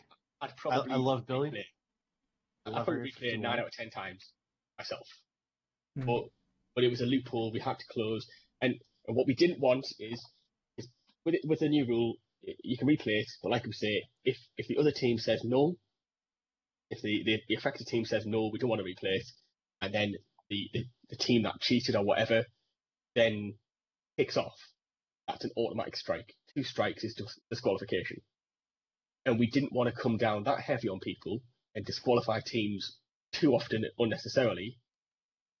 For something simple. We had to close the loophole. Yes, we had to close the loophole to prevent that situation. However, we're going to open this back up. Teams being nice and being fair. If you think about the admin side, if we've had to close a loophole, we've only done it because a team or teams have abused it. And that's deliberate. That isn't accidental. We don't just. It's not just thought we don't just of. do it. So, and again, it's like the incident with the firewalls. We used to say about dropping before shots fired. We had to change it to the firewalls because there may have been 1 or 2 teams that know all the spawns and suddenly had a disconnect and they had a bad spawn. Yep. So there's always reasons why, unfortunately, we do these, but we've changed it this season. Hopefully, listening to the community to open it back up, and if you're respectful, then hopefully you'll get the respect back that you. Yeah, definitely. And Billy, with what you're saying, it's not fair. But if you are absolutely mid battle, you've already lost 2 of your men, then it's a different story. That's and if you've lost 2 of your men and the other side lose a player, that's when it's a different story. What we need is if you do replay, we need to be told what happened, what game it was, what happened, and we just keep a track of it. Because if one team is dropping on the same map every time, that's something we've got to look at. Because like Recon says, every rule is close a loophole because someone's tried to do it. We did 100% have a team. I'm not going to drop names, but 100% had a team that we found out that were simulating a connection drop. They aren't here anymore. But they were simulating a connection drop 100% when they got spawned. They hid their chat. They totally played it. Yeah, it's not anyone's fault, gangster, but this team particularly was getting a spawn they didn't want, and they would simulate a connection drop. And we found a pattern happening in every game that spawn come up, and then we had evidence of it, basically 100%.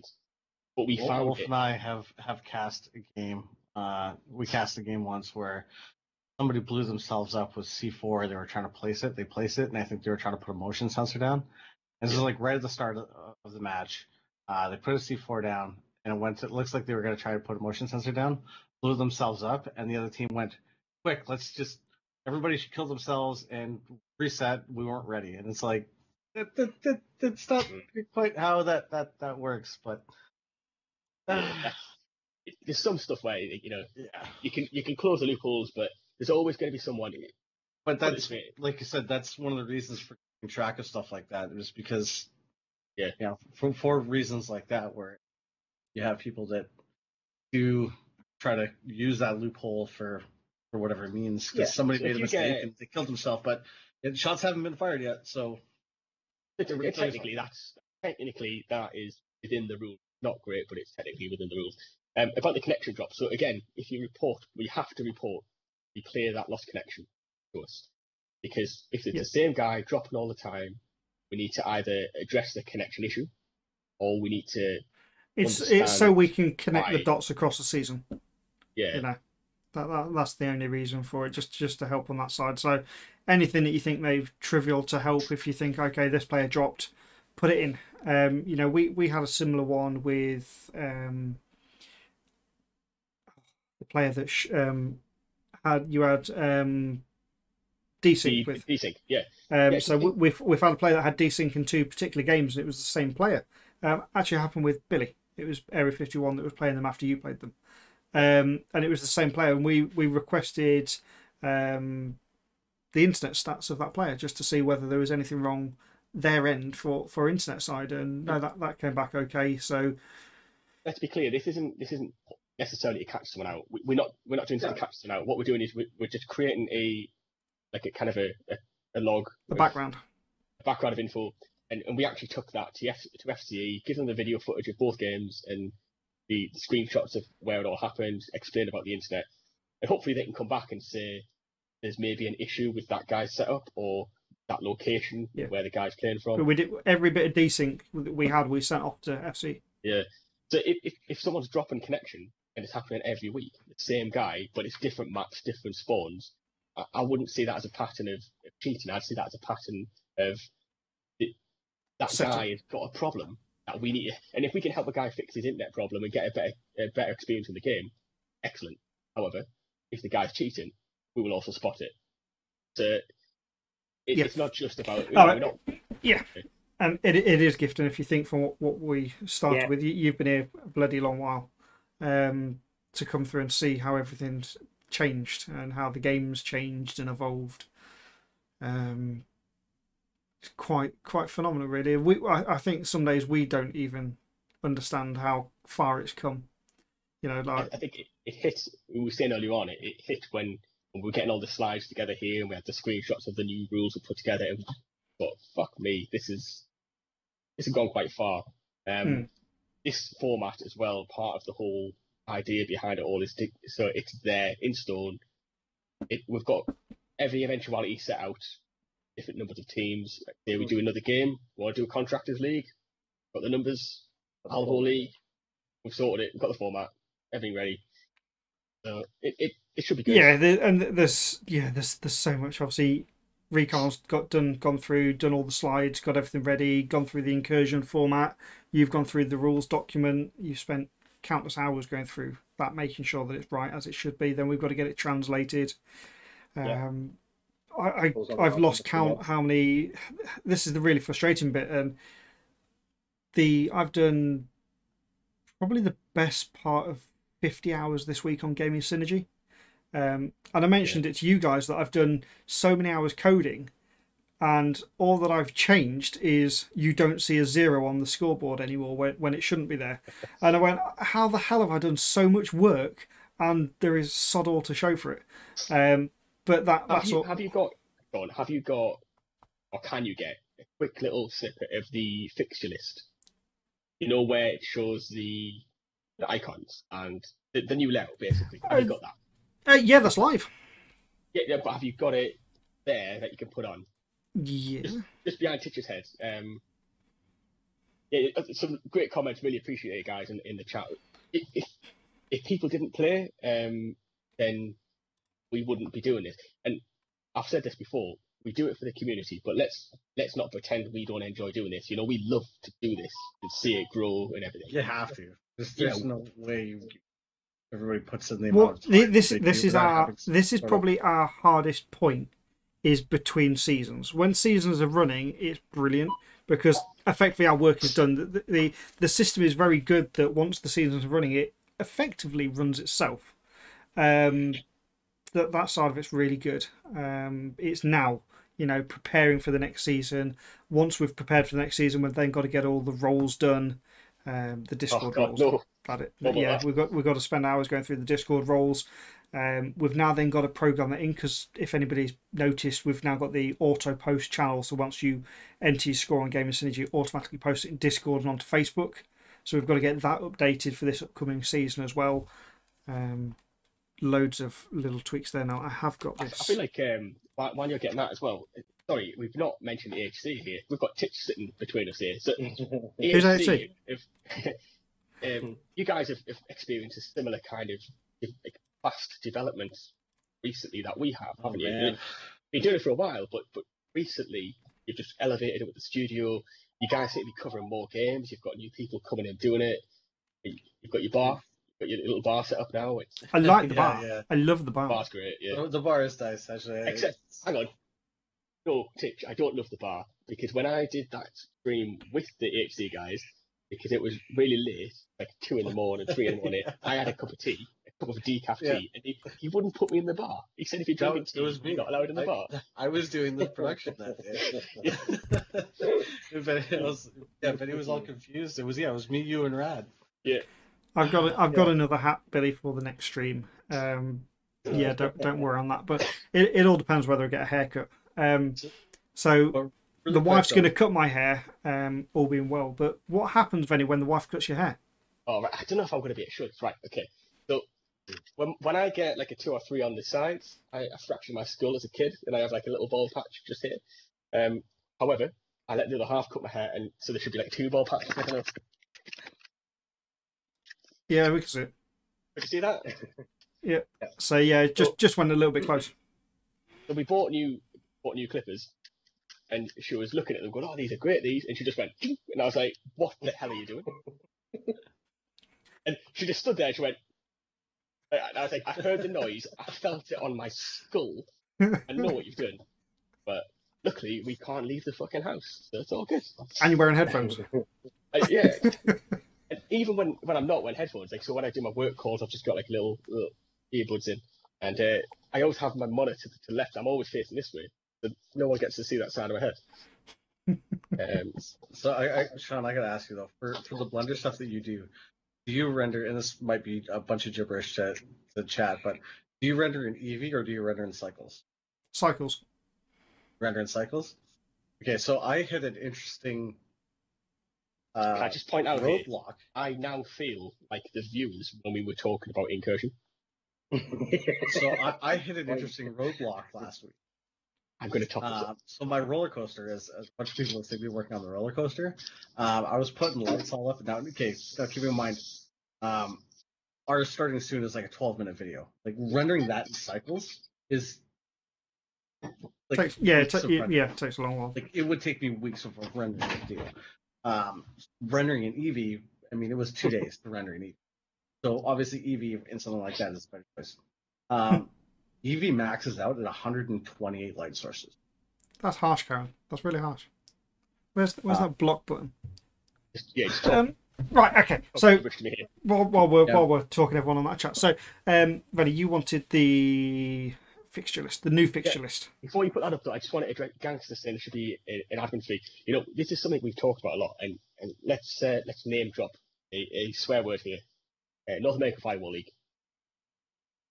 They have a entry fee and a prize pool, and I'll be honest, I don't mind saying this at all. I don't wish ill on anyone who's doing something for the community, so we wish them all the best. We do an NA division, or an NA group, which is essentially, you would look at them as maybe competition for each other, but if people are playing the game and they're out there in the community pushing it, again, they're on our side, so all the best of them.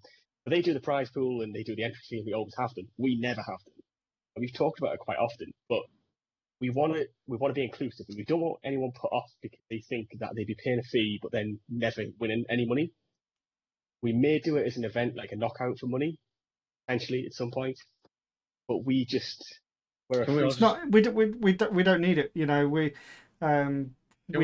never started a league for any monetary gain. We do it because we enjoy it. In fact, the frustrating bit is obviously there is potentially a bigger goal in what Gaming Synergy can offer beyond what we do in Firewall. That's the whole point of it being built up. But that cost me about £80 a year just to keep that website running. So yeah, but obviously that's a grand scheme of things. So it's been going 2 years now. So I won't tell the wife, but I've chucked the best part of 160 quid at that website so far. Yeah, you've had a few donations, but at the end of the day, it's cost you money. And yeah, I appreciate that you think what we do is worth a fee. That's brilliant. But yeah, it's not what we do. And there's a chance that the Twitch streams can generate a little bit of income, but it's minimal, until you start getting big fish, Big fish, big little fry. fish. Yeah. Yeah. Once you start getting big and you're getting thousands of people watching, then yeah, it's a different story. But you do get the odd little. I enjoy being here talking. I don't know about whether you're the same, but yeah, it's a nice way to spend a Wednesday. I look forward to Wednesday nights because it's just a bit of chatting. I mean, as for a separate tournament with a prize pool, I mean, wouldn't it just be easier for Jens or Billy to just send everybody their PayPal and we all just send them $5 and be done with it? Like. But yeah, that sort of thing doesn't exist, and this season could show that. Season 9 could show whether that's feasible, with chucking everyone into the same pool. It would show whether there's a potential of that there. But in the same vein of putting people's mind at ease that the Standard League is the Standard League, we wouldn't take grenades out. Standard League is free. We would never just go, right, okay, all of a sudden we're going to charge 10 quid a person or 20, 30 quid a team, whatever. We're not doing that. If we ever did, and we may or we may not run an event that was a charge event with a prize pool, then that would be alongside the league. We would never make the Standard League. If you go through from we had a long road from what if we go through from what we've been on. I'm sure there's plenty of people that heard before, but if you go through the stages, we started off as just a UK league. Everyone will remember the massive fallout on Facebook of us when we went from a UK league to become an international league. Obviously, we separated away from just the UK side, started again, and a point to address there as well.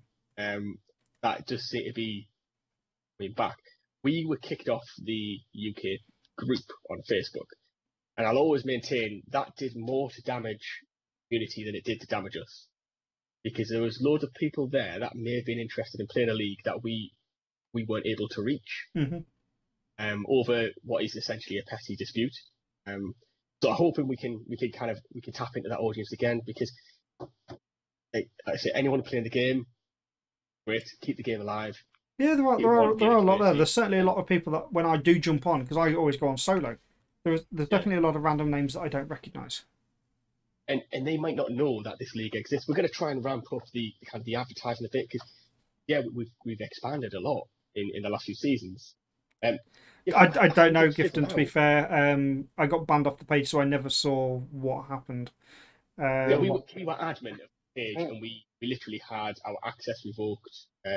It just went like in one fell swoop, took us all completely out.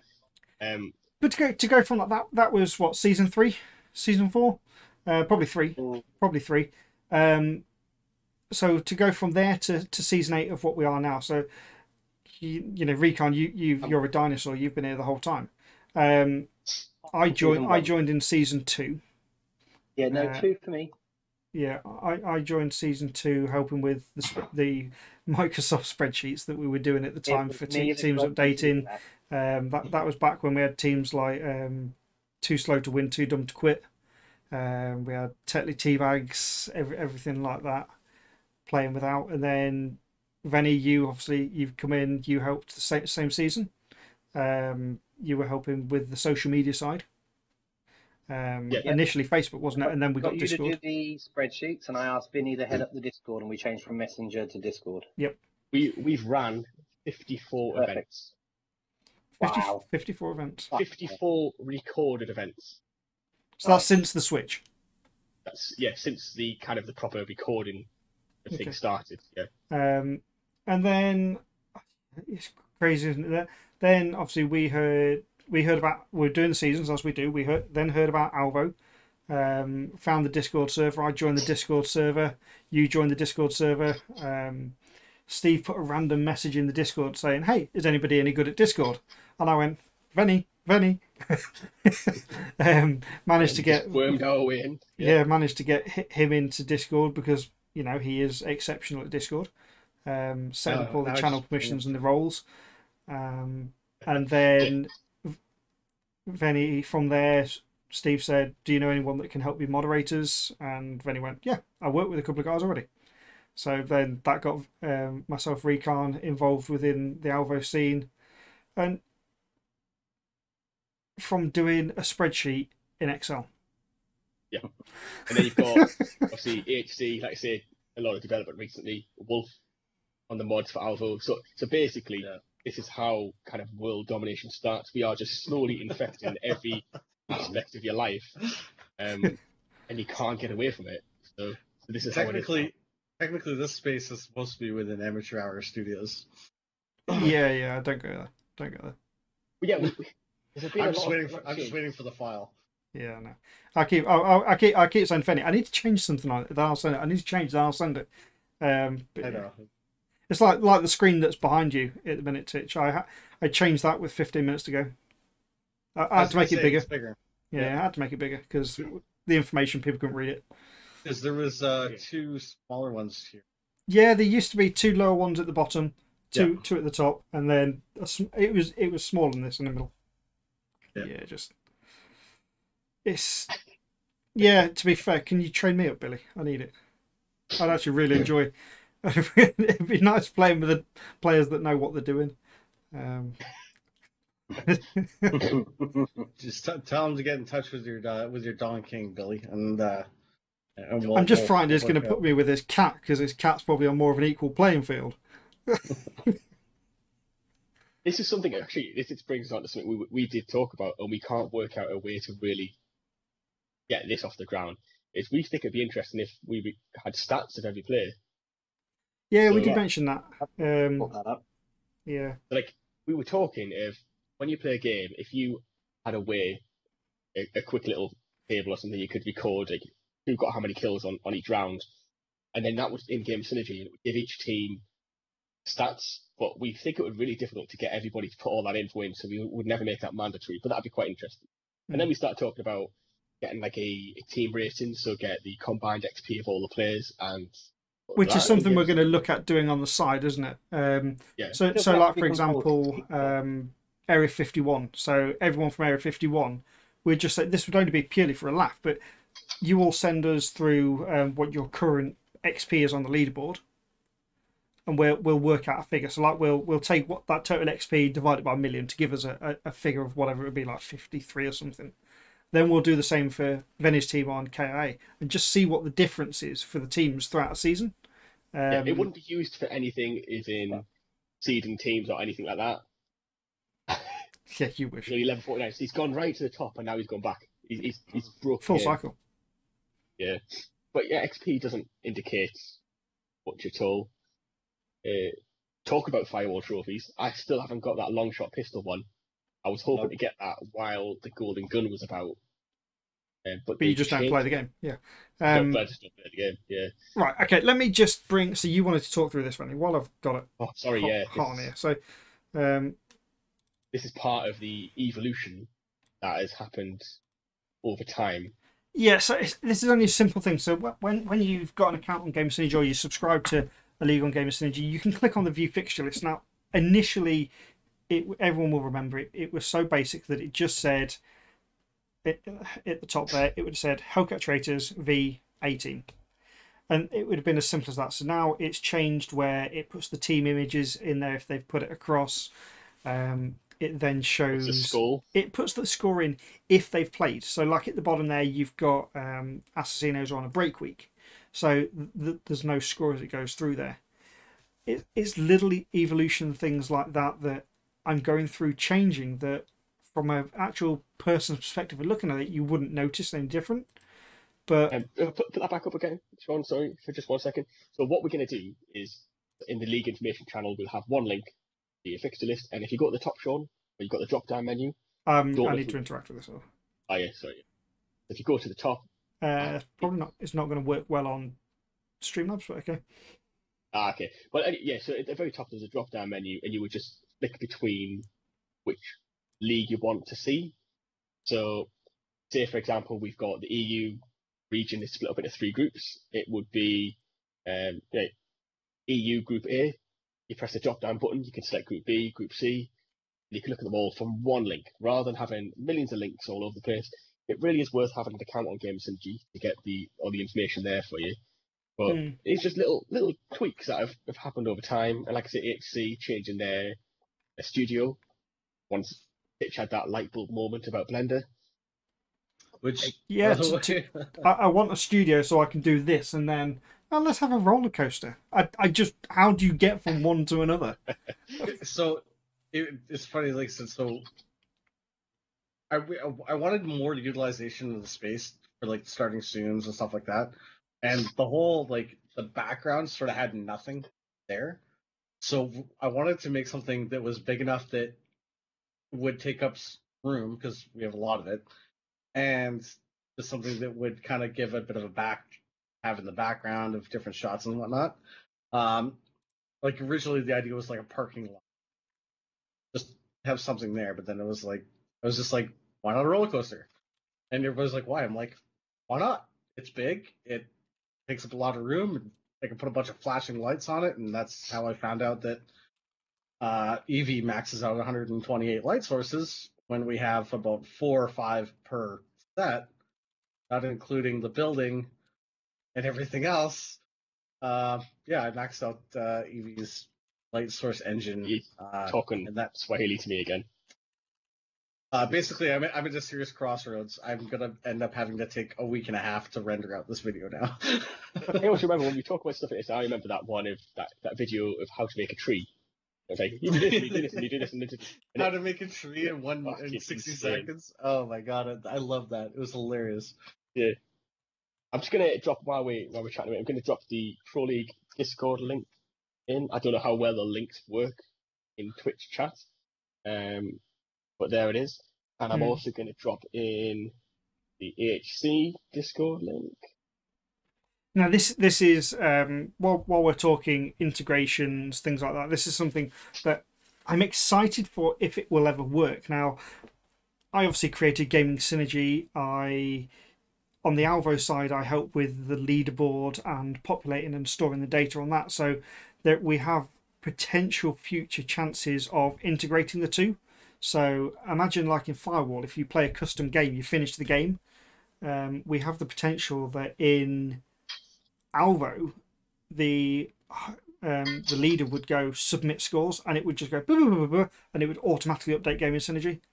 So that is really exciting that the future could hold something like that.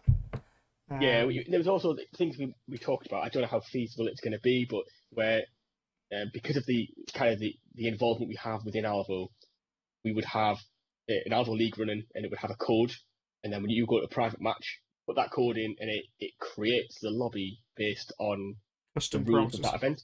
Yep. So say we want an 8-round match, where you might do the defenses first, then switch round to attacks or something. That code would create that lobby with those rules. Or you want to ban grenades, it would ban grenades, that kind of thing. So there's loads of things that we have that control to do.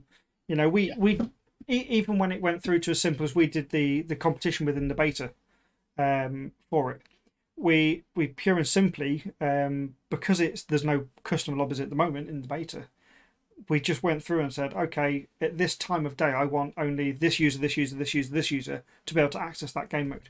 We could do that in the beta. So imagine when launch comes, it's going to be phenomenal.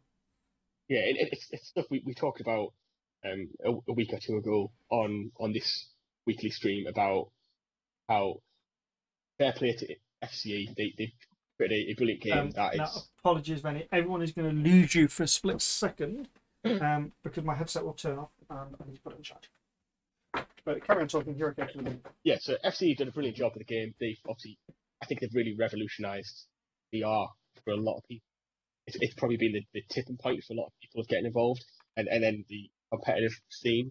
I know PC has its own little groups and stuff, but for PSVR, it really gives the players something that wasn't already out there. However, I wish we had more interaction with the development team. I wish we could sway them a little bit and get them to integrate with us. I know they would never do that, and they may not be allowed to do that. I don't know what their contractual terms are and stuff, but it's a shame we never got that because we could have done so much more. And hopefully with Alvo, we're going to be able to kind of direct things towards that goal. We'll see, but it's promising the future of the community anyway, because I think there's going to be a lot of crossover. I imagine pretty much 99% of people that we come into contact with Firewall will have played Alvo or will play at some point. And if for those who was beta access, if you haven't played it in a couple of patches, definitely you might want to check. So it out. I spent now I know Wolf Craze, he's done a few over the last few days as well, but I spent the last couple of days just walking around new development maps, going around going, this isn't working, or that thing, just going through, this needs adapting, this needs changing. I've spent days running into walls to go sort this out or whatever, because you don't, when you're testing a map for design, you can't do what you'd normally do in gameplay. You just have to do, I'm going to run over here. I don't know why, but I'm going to run here. You have to do the unexpected, and it's really cool to go through. A few people have seen the pictures of the industrial map, which is a warehouse complex style. Man, walking around it, it's brilliant. Is that the one with the glow sticks? No, that's okay. So that's the other one. Yeah. So the glow stick one is absolutely. Yeah. No. So I've been through what have I gone through? So map wise, I've walked through the new town map because that's been extended. I've walked through Monastery Night because that's been put into a night version, an updated night version with the tunnel and the drop hole. Desert Night's been updated, so I've been through that particular one. And Industrial and House has been extended. House has grown by about 50%, so that's a huge increase on the map. But yeah, been through all of those, so they're very close to being done. I can tell you that much. To getting them in, really excited. When is Alpha going to be streamed? That is the $1 million question. Really hoping to get it opened up as soon as possible. The party system should be within the next week. That's the plan. The problem with streaming in any stage of the beta, and sometimes people take it as final release. Yeah, people often think, well, if you can't stream it, there's something wrong. But the problem is when a game's released, if there's a bug found on stream, it's going to get ridiculed, especially if it's a silly bug. But you've opened yourself to that basically. You've released a game, it's got a bug, you've opened for criticism. But if someone streams a beta and they show a bug, it's not really fair to get the flack for that bug because you haven't released the game. That's the kind of point of beta, it's just to find the bugs. And especially a closed one. It is a closed beta. It's not an open one. An open one would be completely different. An open is generally no strings attached, you can stream. This isn't at this point. This is the pure closed invite system where you can test. Yeah, and if you stream it, so if we put it on, so we did that one before on the Alvo channel, it was the three of us on screen. So yeah, the squad up function, that's what's been the party squads. That should be next week, Gifton. So that's really close on that. I've tested that one as well, so I know that does work. Well, I think we can safely say it can be streamed end of March, right? Is that sort of when they're... Yeah, the window for release is looking March. So you'll be able to be streamed in March. Yeah. Hopefully. Yeah, so that's a definite. We're looking at a release for the end of March. I'm pretty sure they've just filed for cross-platform because you have to apply for cross-platform. So obviously it's been built with cross-platform, but then you have to apply for it as well. So they've done those hurdles to go through. Which is interesting because there's a lot of people in Firewall who've been getting a bit kind of maybe disillusioned with it or kind of bored of the game. A lot of people have got a quest. Self, Pitch included. Billy, he's been hitting the quest up quite heavily. So when the crossplay is in, when the game releases, you could have it on both platforms, or you could pick it on a different one that you would normally play, and that'll be interesting to see how that changes things up a bit. Talking of PC gaming, I'm looking at getting a. You bought the other day the adapter, stock adapter. So looking at getting myself one of those just to have a whirl with. Because I don't really use the PC. I've bloody got Pistol Whip on my PS4 for the last 2 weeks. I've still not played it. Pistol Whip's good. I've just done the solo player. It's good, isn't it? Yeah. Oh, I love it. It's a bit like Super Hot, where you watch a video of it and go, what is the appeal of this? But you play them, and they are excellent games. Beat Saber as well. That's like almost not got the time. I have Beat Saber for the PlayStation, but I've also bought it for Steam VR on the Quest, and the track way better. Not even just a track. Custom song downloads. Okay. I can there's tens of thousands of songs that you can download. Yeah, but on I see website, it on drop them into a file. Every time it gets updated, it wipes the custom songs. I don't know if it still does. I used to do that. Every time there's an update, people on Reddit would be like, for fuck's sake, I've just got everything sorted. I got my Quest for Christmas.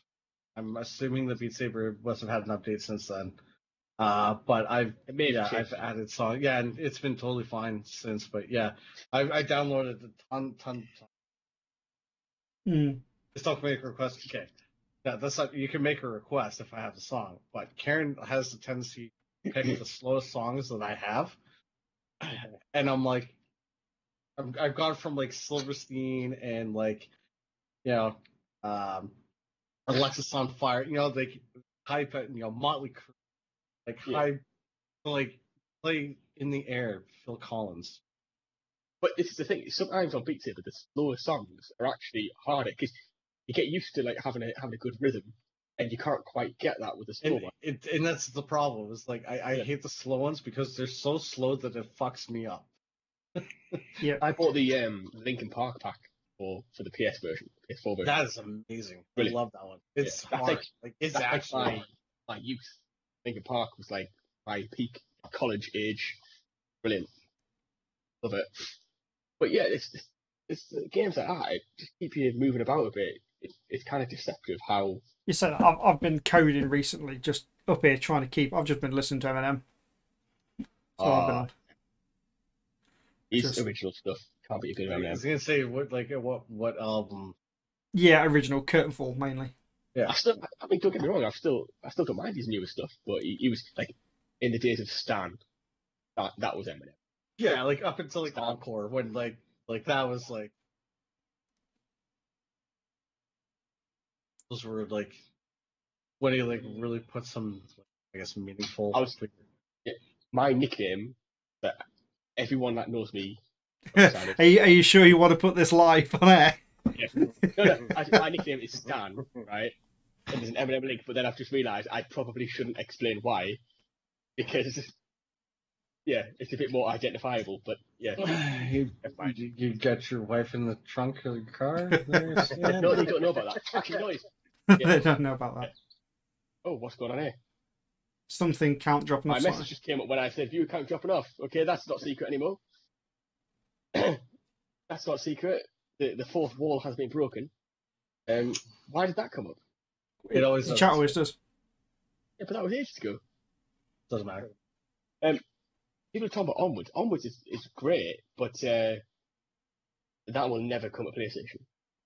And I don't think we'll ever get a game like that for PlayStation, because the tracking, it's very much about physically crouching and crawling and stuff like that. That's a big part of the game, isn't it? And obviously the manual reload. We're never going to get that on PS4 until we get a new headset that is totally different with the tracking. Yeah, for sure. And I don't think we're going to get that anytime soon. You did a tech talk, didn't you? Twitch looks like it's frozen. Yeah, you froze me. You have froze. You're looking deep thought though. Don't know why you froze. Yeah, so the tech talk actually was done by. So we've always kind of wanted to do weird little side stuff, but it was always sort of a. There you go. And you've come back on and you're wrong side.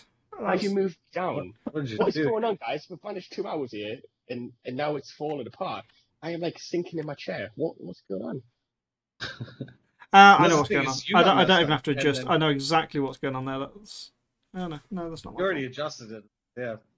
But yeah, because you were messed up, and then he fixed you, and then now I'm messed up. Yeah. So, but yeah, we've always kind of wanted to do like other weird little things. And Brad had suggested doing like a tech talk, and there was somebody else that actually had spoken to Wolf previously about doing something like that. There you go, Vinny. And so yeah, so Rad kind of came up with stuff, and they had a interesting conversation on the Apple VR and stuff like that. So Wolf likes there'll be Apple. another one. Wolf is an Apple fanboy, clearly. Oh, That's you what should I have heard took him. from it. Yeah. He was sucking off Steve Jobs' dead dick. It was just- How off-putting is it to try and talk when you see these random things moving around on the screen, and I saw there's a bar above my head that's just slowly moved up? Yeah, that's Really gone. confusing. Yeah. So, Recon, have you got? Obviously, you've been pretty quiet in the background, which is always mainly because you're not on screen. That he's muted it's himself. always the way. But have you got anything to add? Has he gone? It looks like he's gone. He's definitely muted. He's not in the camera anymore. I think, yeah, he probably has something going on in the background. He did say that would happen periodically, didn't he? Okay. Yeah. But Um, yeah, that tech talk, I don't mind stuff like that. I did it a bit of where the technology's going. Raha, how you doing? Apple VR for me, I think is just a nonsensical thing. I don't see that they'll not integrate with everything else for a start. Yeah. We know they won't. So I had a conversation with Rad and them afterwards too. We were kind of talking about it because after we've done all these things on stream, the stuff kind of continues after the fact, and we were talking about it. So my oldest brother is actually a developer, so apps and stuff like that. Now with Apple, if you want to have something on an Apple store, it has to be made on an Apple. Right. Okay. So a lot of developers, anybody doing anything for with the App Store, have to have an iMac or whatever, some sort of Apple, computer that they can make the apps on. So now the question becomes: is that going to be a requirement? Or I was saying to them before, like it's something that nobody kind of touched on because you may not know the backgrounds of that kind of stuff. Is that something the developers are going to have to do? Are they going to have to develop the games on an Apple in order to get them on the store for Apple VR, or is this something that? And then you have the whole ARM conversation now with Apple moving to ARM and away from Intel. So now we're on a completely different architecture. Who knows what the Apple VR is on? Like that is a massive developer nightmare. So it's like even just like interacting with other companies, right? So Epic Games and the Fortnite saga, which I don't know if everyone's aware how they pulled it from the Apple Store. Because if you when you download an app or you buy an app, you pay the store for it. So you buy something from Steam, you pay in Steam, and obviously they take their cut and the rest goes to the developer. If you buy something for the game through Steam, again Steam take a cut. If you go direct to the website for that game and buy it, like EVE Online for example, you could buy it through Steam take a cut. If you buy it from the website, it's just the company, CCP, that take the money. Steam doesn't get a cut. And sometimes it's actually even cheaper on the developer's website. So one thing that people like to ping me about for like the last week and a half was that my Discord notification was saying I was playing Sims. Yeah. The amount of pings I got for that one was incredible because I'm still logged into Discord on my wife's computer. And like she went and looked and it was like, I can't remember how much it was, but it was like, it was X amount of dollars on Steam, or I guess it would be Origin for that. But on whoever's whatever website, whatever game she was looking at, it was like half the price. Yeah. The prices alternate, but the thing what Apple did with Epic Games, I will hold my hands up. I play Fortnite. I play it with the kids, and I secretly love it. I don't play on my own. But I've got 2 kids. Right? I've got 2 kids, and then my other half, and the 4 of us will play, and it's great fun. Partly because my 2 kids bring the matchmaking level down, so I can kill some other children, which is fantastic. But who doesn't like that? Do not, don't clip the stream and have me lose my job. Yeah. I don't want people searching the floorboards and stuff. So we know your nickname's Stan. You like Fortnite. And killing children. If you combine that with the fact I got firewall rape trending the other night, I think I'm honestly, really mate. well. You just need to make sure this doesn't get caught by anyone that works with you. Speed, they're 5 and 7, mate. So yeah, they shouldn't be playing the game. If anybody missed the AHC stream for the finals with Killer B and VPAC, that went on some really weird tangents. All I said was I said I want to report a rape because the round ended so abruptly, and then it kind of ended into madness. But yeah, so my point about Fortnite, and I have got population 1, which is really good, actually. Yeah, that's good. But the point about Fortnite, so we play it with the kids and whatnot, through Epic Games. So we've got it for the PlayStation, I've got it on the PC, and we all play together because I've got the 2 PlayStation and the 1 PC. Now, you download the Epic Games app for PC, or you download the Game Direct PlayStation. If you want to play on Apple, you would download the app through Apple, but any purchases in game were going direct to Epic, and Apple couldn't take the cut. So they now have a legal battle because Apple say that it shouldn't be allowed to circumvent their App Store. Which, in a sense, yes, it's free, but no, because it's not their IP. Well, so in their, and that was the thing, is in the agreements for putting it on the store is that your purchases go through the App Store. But then the problem is that, so for Android, for example, right, you can't get it on the Android App Store on Google Play. It's not on there either for the same reason. However, it's on Samsung.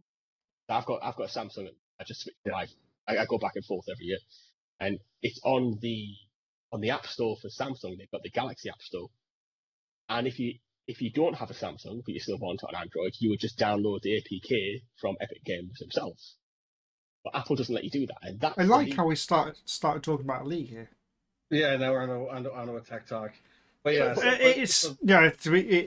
it's community, isn't it? It's relevant though because of the Apple VR headset. So what my point here is, right? So you have an Apple VR headset. You want to buy Onward, right? And you want to play Onward with people who are on Steam VR. Now, I can't see Apple integrating those products. But again, I've got a Garmin, right? This works with my iPhone. I upgraded to a Samsung. It works with my Samsung. Before this, I had an Apple Watch. Only worked with my iPhone. Didn't work with Samsung. Before that, I had a Samsung watch that worked with my iPhone. There's a pattern here of all these companies allowing integration between. They don't penalise you for not being on their ecosystem. But you get that with you absolutely hit it there. So Apple, where you have an iWatch that only works with your iPhone. Yeah. They have their own chargers. Most devices now use the micro USB. Across the board. Yeah. So you only need one. Apple are just twats, and you have to have a unique charger. EU were putting pressure on. They're trying to make it a law that electronics, exactly speed. That's what it is. It's a con. But the European Union, regardless of what your thoughts on them are, I support the EU, but not everyone does. But they are trying to regulate charger cables for all products and trying to make USB-C the techno standard. Mm-hmm. And Apple said if Apple want to trade within the EU, they would have to have separate chargers for the North American side and the European side. So because the cost is so great, Apple are actually going to switch to USB-C probably for their next model. Because it makes more sense rather than producing 2 different models. And that's because of the pressure from the EU. And it just proves that all they were doing was trying to separate it from an anti-consumer perspective. And I see if they do a VR headset, I can't see them allowing you to integrate with another headset and play a cross-platform game. It's not even cross-platform because it'll be PC potentially if you plug in your PC. Or standalone. But that's the kind of the thing is we don't know the overall specs of the standalone or what it'll be. Plus, it's 8K per eye. Is it 8K per eye? Yeah, it's 8K per eye. That's not standalone. No fucking way. Yeah, probably not. So, but yeah, I don't know. No hardware specs were actually And like with everything Apple, like you buy MacBook, whatever, and it's like $4,000, and $3,000 of that was the monitor. You get a 4K, 8K, 16K monitor. Like that's what you're paying for. The overall specs, computer, it's like 8 GB of RAM, like some plain Jane, thermal throttled CPU, and then you can't repair it because the right to repair is terrible. So Yeah. I mean, so we don't know because there's no actual specs, and what the chipset is going to be for the headset. It's really hard to say what it is that they're going to be able to do or not do, or lock and unlock. Yeah. if this is the thing, if they do unlock, don't keep you in that ecosystem, then like say it is you do plug it into a PC. Is that PC going to have to be a Mac? These are the kind of questions that are going to a serious questions that are really going to determine how it pans out. I would say no, but iTunes is going to be involved in some way. Yeah, stuff like that. And then you take the Oculus, for example, right? Yeah, you have to have the Oculus app running if you want to play a Steam game, but you can use an Oculus SDK. Ricard's just joined. I don't know if he's been there long. I've just seen Ricard's face. He's been here for about 5 minutes again. Sorry, I'm going to run and grab a coffee. Hello. Another, yeah, I reckon you will, Billy, and that's anti-consumer to me. Like anything that is an artificial hurdle. So like the Quest, for example, you can do it standalone, you can do it with PC, you could buy the game from the Oculus store and play a PC version, you could buy it from the Steam store. Stuff like that is they've sat there and went, right, this can work, we can make it work, let's do it. Apple go, and don't get me wrong, Apple products are fantastic products, but they go, this could work, but it damages our user base. So let's lock that function off. Yeah, like an Apple Watch. Yeah, definitely. I get exactly what you're saying.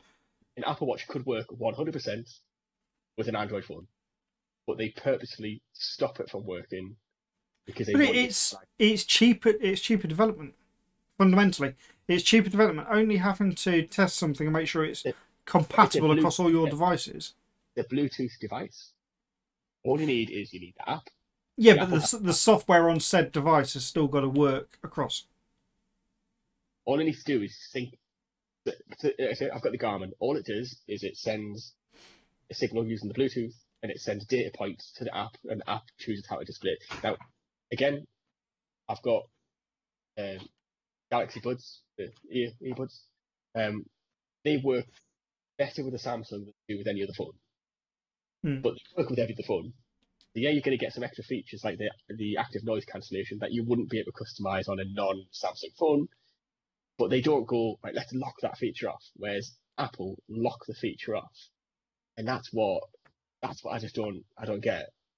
That's what I think will mean that they're not really a viable option in VR. So, another one, sorry. Go on, on another gaming related note, did anybody see what's happening with Stadia this week or this last week? Nope. It's where they're giving it free in some time. For anybody that, I don't know if anybody here ever actually used Stadia. I know I haven't, but it's that Google's streaming games with like negative latency. But yeah, so the idea being that you could just wirelessly, or connect to some server and play a game off of a server. You don't have to have a console or anything. It's like a shadow PC, isn't it? Yeah. So the game is actually running out of a data center somewhere, and you're just actually sending inputs back and forth. And obviously, latency was a major concern, but apparently they got that working pretty well, just for the most part. But yeah, so they were on about everything was, towards the future, and they had basically built this technology in house and all that stuff, and everything was going great, everything's good. And then this last week they said, we're not doing anything in house anymore. We're just going to use the technology to help out, to the third party developers, and that's it. So all these fucking developers that left whatever jobs or got hired by Google to, Stadia was going to be this long-term thing. And Google kept saying it was going to be around for. They were going to hold on to it, and they were going to help create games internally, and then they just dropped them. Like They 150 blamed, jobs gone. It's not as bad for Stadia as a platform as it sounds initially. I think I did read this. I forgot about it. The headline was Google to close in-house development studio. I think it was for the Stadia. So that sounds like the Stadia's dead. But what all it means is that, say, Firewall, for example, was an in-house development. Yes, FCE, but it was an in-house development from Sony. Basically, Sony controlled the IP and everything. It just means you're not going to get that, but you're still going to get your FIFAs and your Maddens and I can't remember any other game now. Your Grand Theft Autos, all that kind of stuff. But if a game is on another platform and it's not exclusive to that platform, you're still going to get it on Stadia.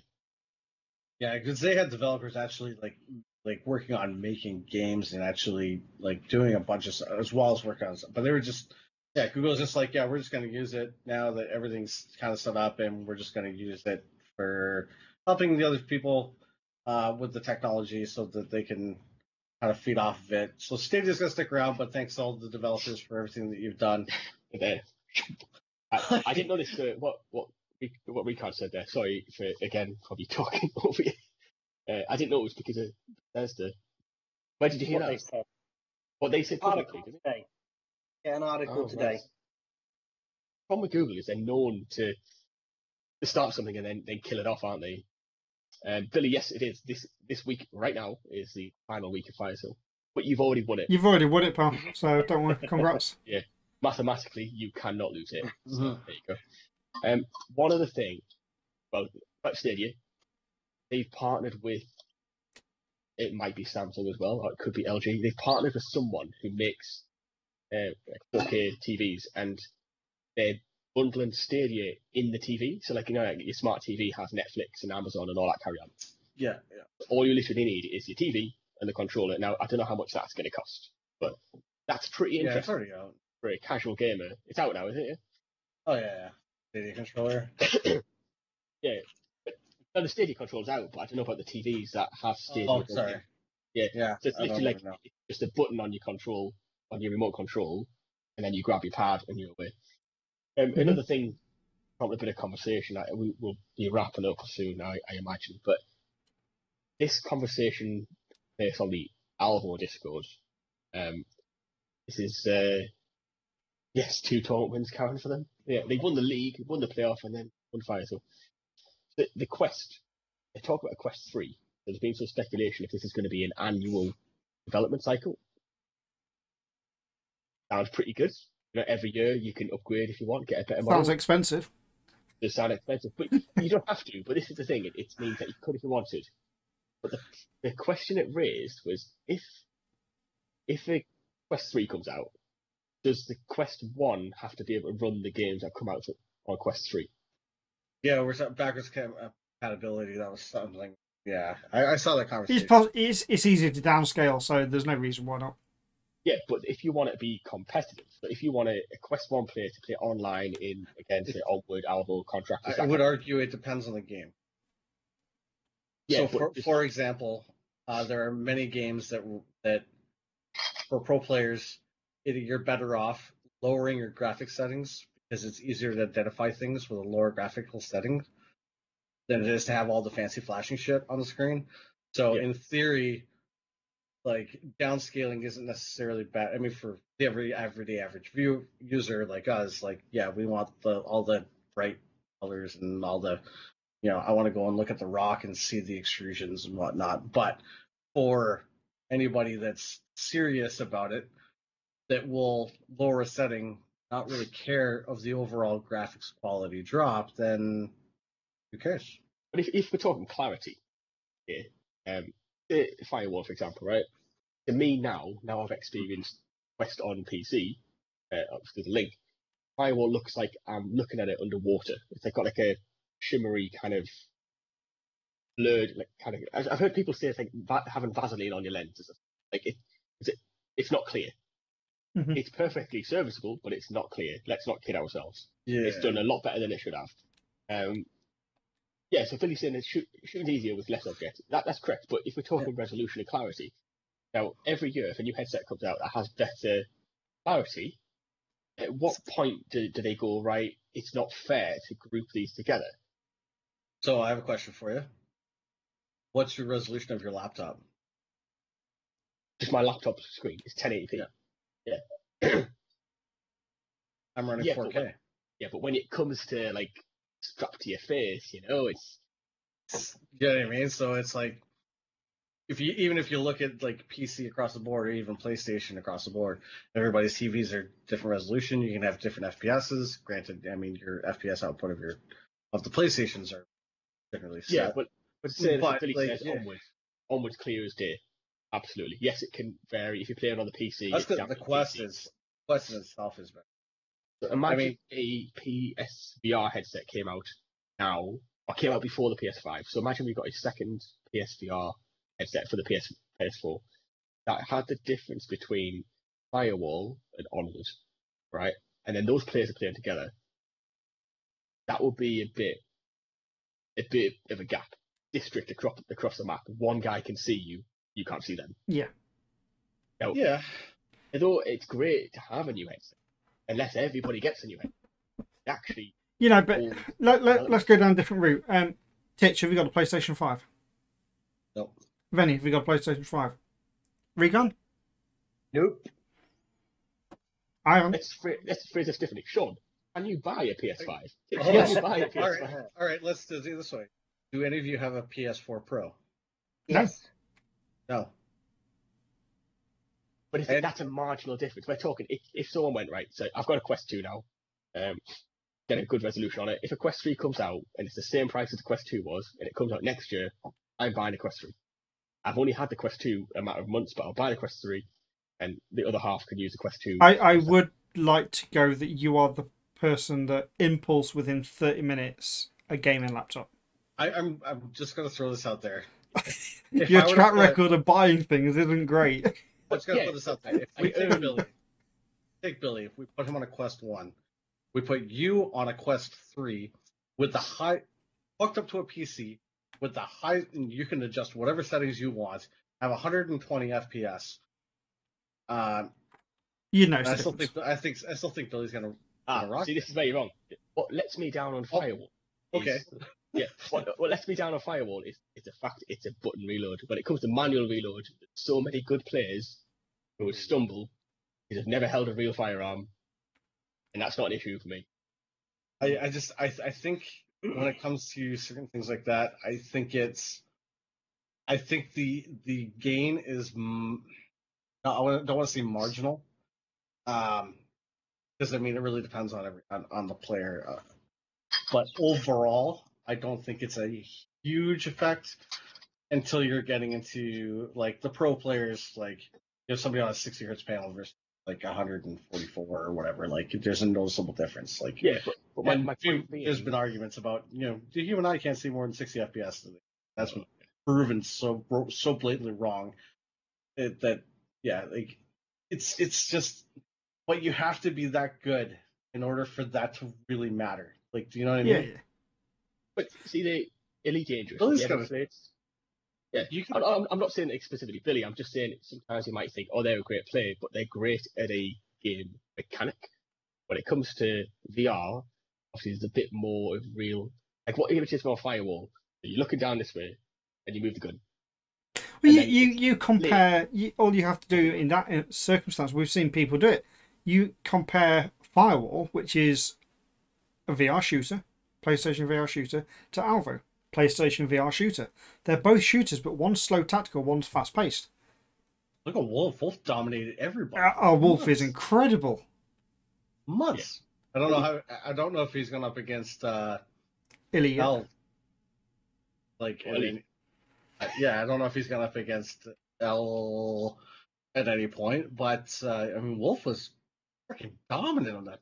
Yeah. To be fair, Recon is dropping. I'm gonna have to do the same, and because I am hosting, that means unfortunately we have got. Let me just get this.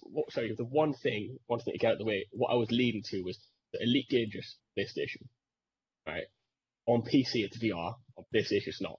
the PS4 Pro can run VR, but they won't because it won't run on VR on the original. And the PlayStation said if it can't work on the original, we won't do it on the Pro. And that's the concern I'm getting at. So if a Quest 3 come out and the developers went, right, we can push this to something crazy, but we can't because it can't work on the Quest 1. I'll counter with every PC game ever made, you've always had a minimum spec. You need a minimum graphics card in order to run this. And Yeah. I think that's what it'll come down to is you need Quest 2 or higher in order to properly play this. If the licensing, if the licensing allows for that. Yeah, you won't know that. We won't know that all the time, but yeah. I guess that's a get out clause. That is a good get out clause. Yeah. It'll come down to minimum specs. But everyone, so we've been enlightening this evening. We've gone from doing the weekly league stats, we've done the playoff stats, we've gone through the league format for next season, we've gone through Incursion, the new game mode replacing Fire Sale for next season, which still has possibly 1 or 2 tweaks to go through on that game mode. We've got 7 teams already signed up to the EU league for season 9, so just make sure you jump into Discord, sign yourself up for the next season, please. And then we've had Tech Talk on VR in general, which is very important to have. We'll be back Wednesday. We've got some playoffs for Strategic going on this weekend, and we've been doing a lot of streams and shit this week. We've been in a lot of Skype calls. I don't know if we've got to see whether we got the time to, because we had Skype call Sunday, match Monday, Skype call Tuesday, this Wednesday. So yeah, we'll see whether we can. But we'll be back Wednesday. So if you've got any relationship issues and you want us to chuck with some questions, we can be agony aunt next week because we'll be covering everything. Well, yeah, next week's gonna be quiet. To be fair, we will only have strategic and essay. That'll be it next week. Yeah. Also for AEC, I'm working on a team talk with Chronic Mastigators, the NA team, not the EU, because there's There's 26 players on there. How are you going to fit them all on? No, there's only going to be 3. But I'm working on scheduling that. I'm trying to get that scheduled for Monday or Tuesday. So that'll probably be around like at 9 Eastern. But once I get everything scheduled and confirmed, I will drop it in AAC's Facebook page for sure. That's fine. Yeah, check it in our general chat as well. That'll be great. There's a link again for their channel. Just make sure you follow that and get notified when they go live. These team talks are pretty interesting because they're a bit like this, aren't they? Where they just go off on a bit of a tangent. Yeah, you got it. But appreciate everyone watching. We've really took this beyond what it was meant to be. Yep. Thank you very much. It's been quite entertaining. And yeah. Also, everyone, thank you very much. If you don't see you before, see you next Wednesday. Guys. That's it.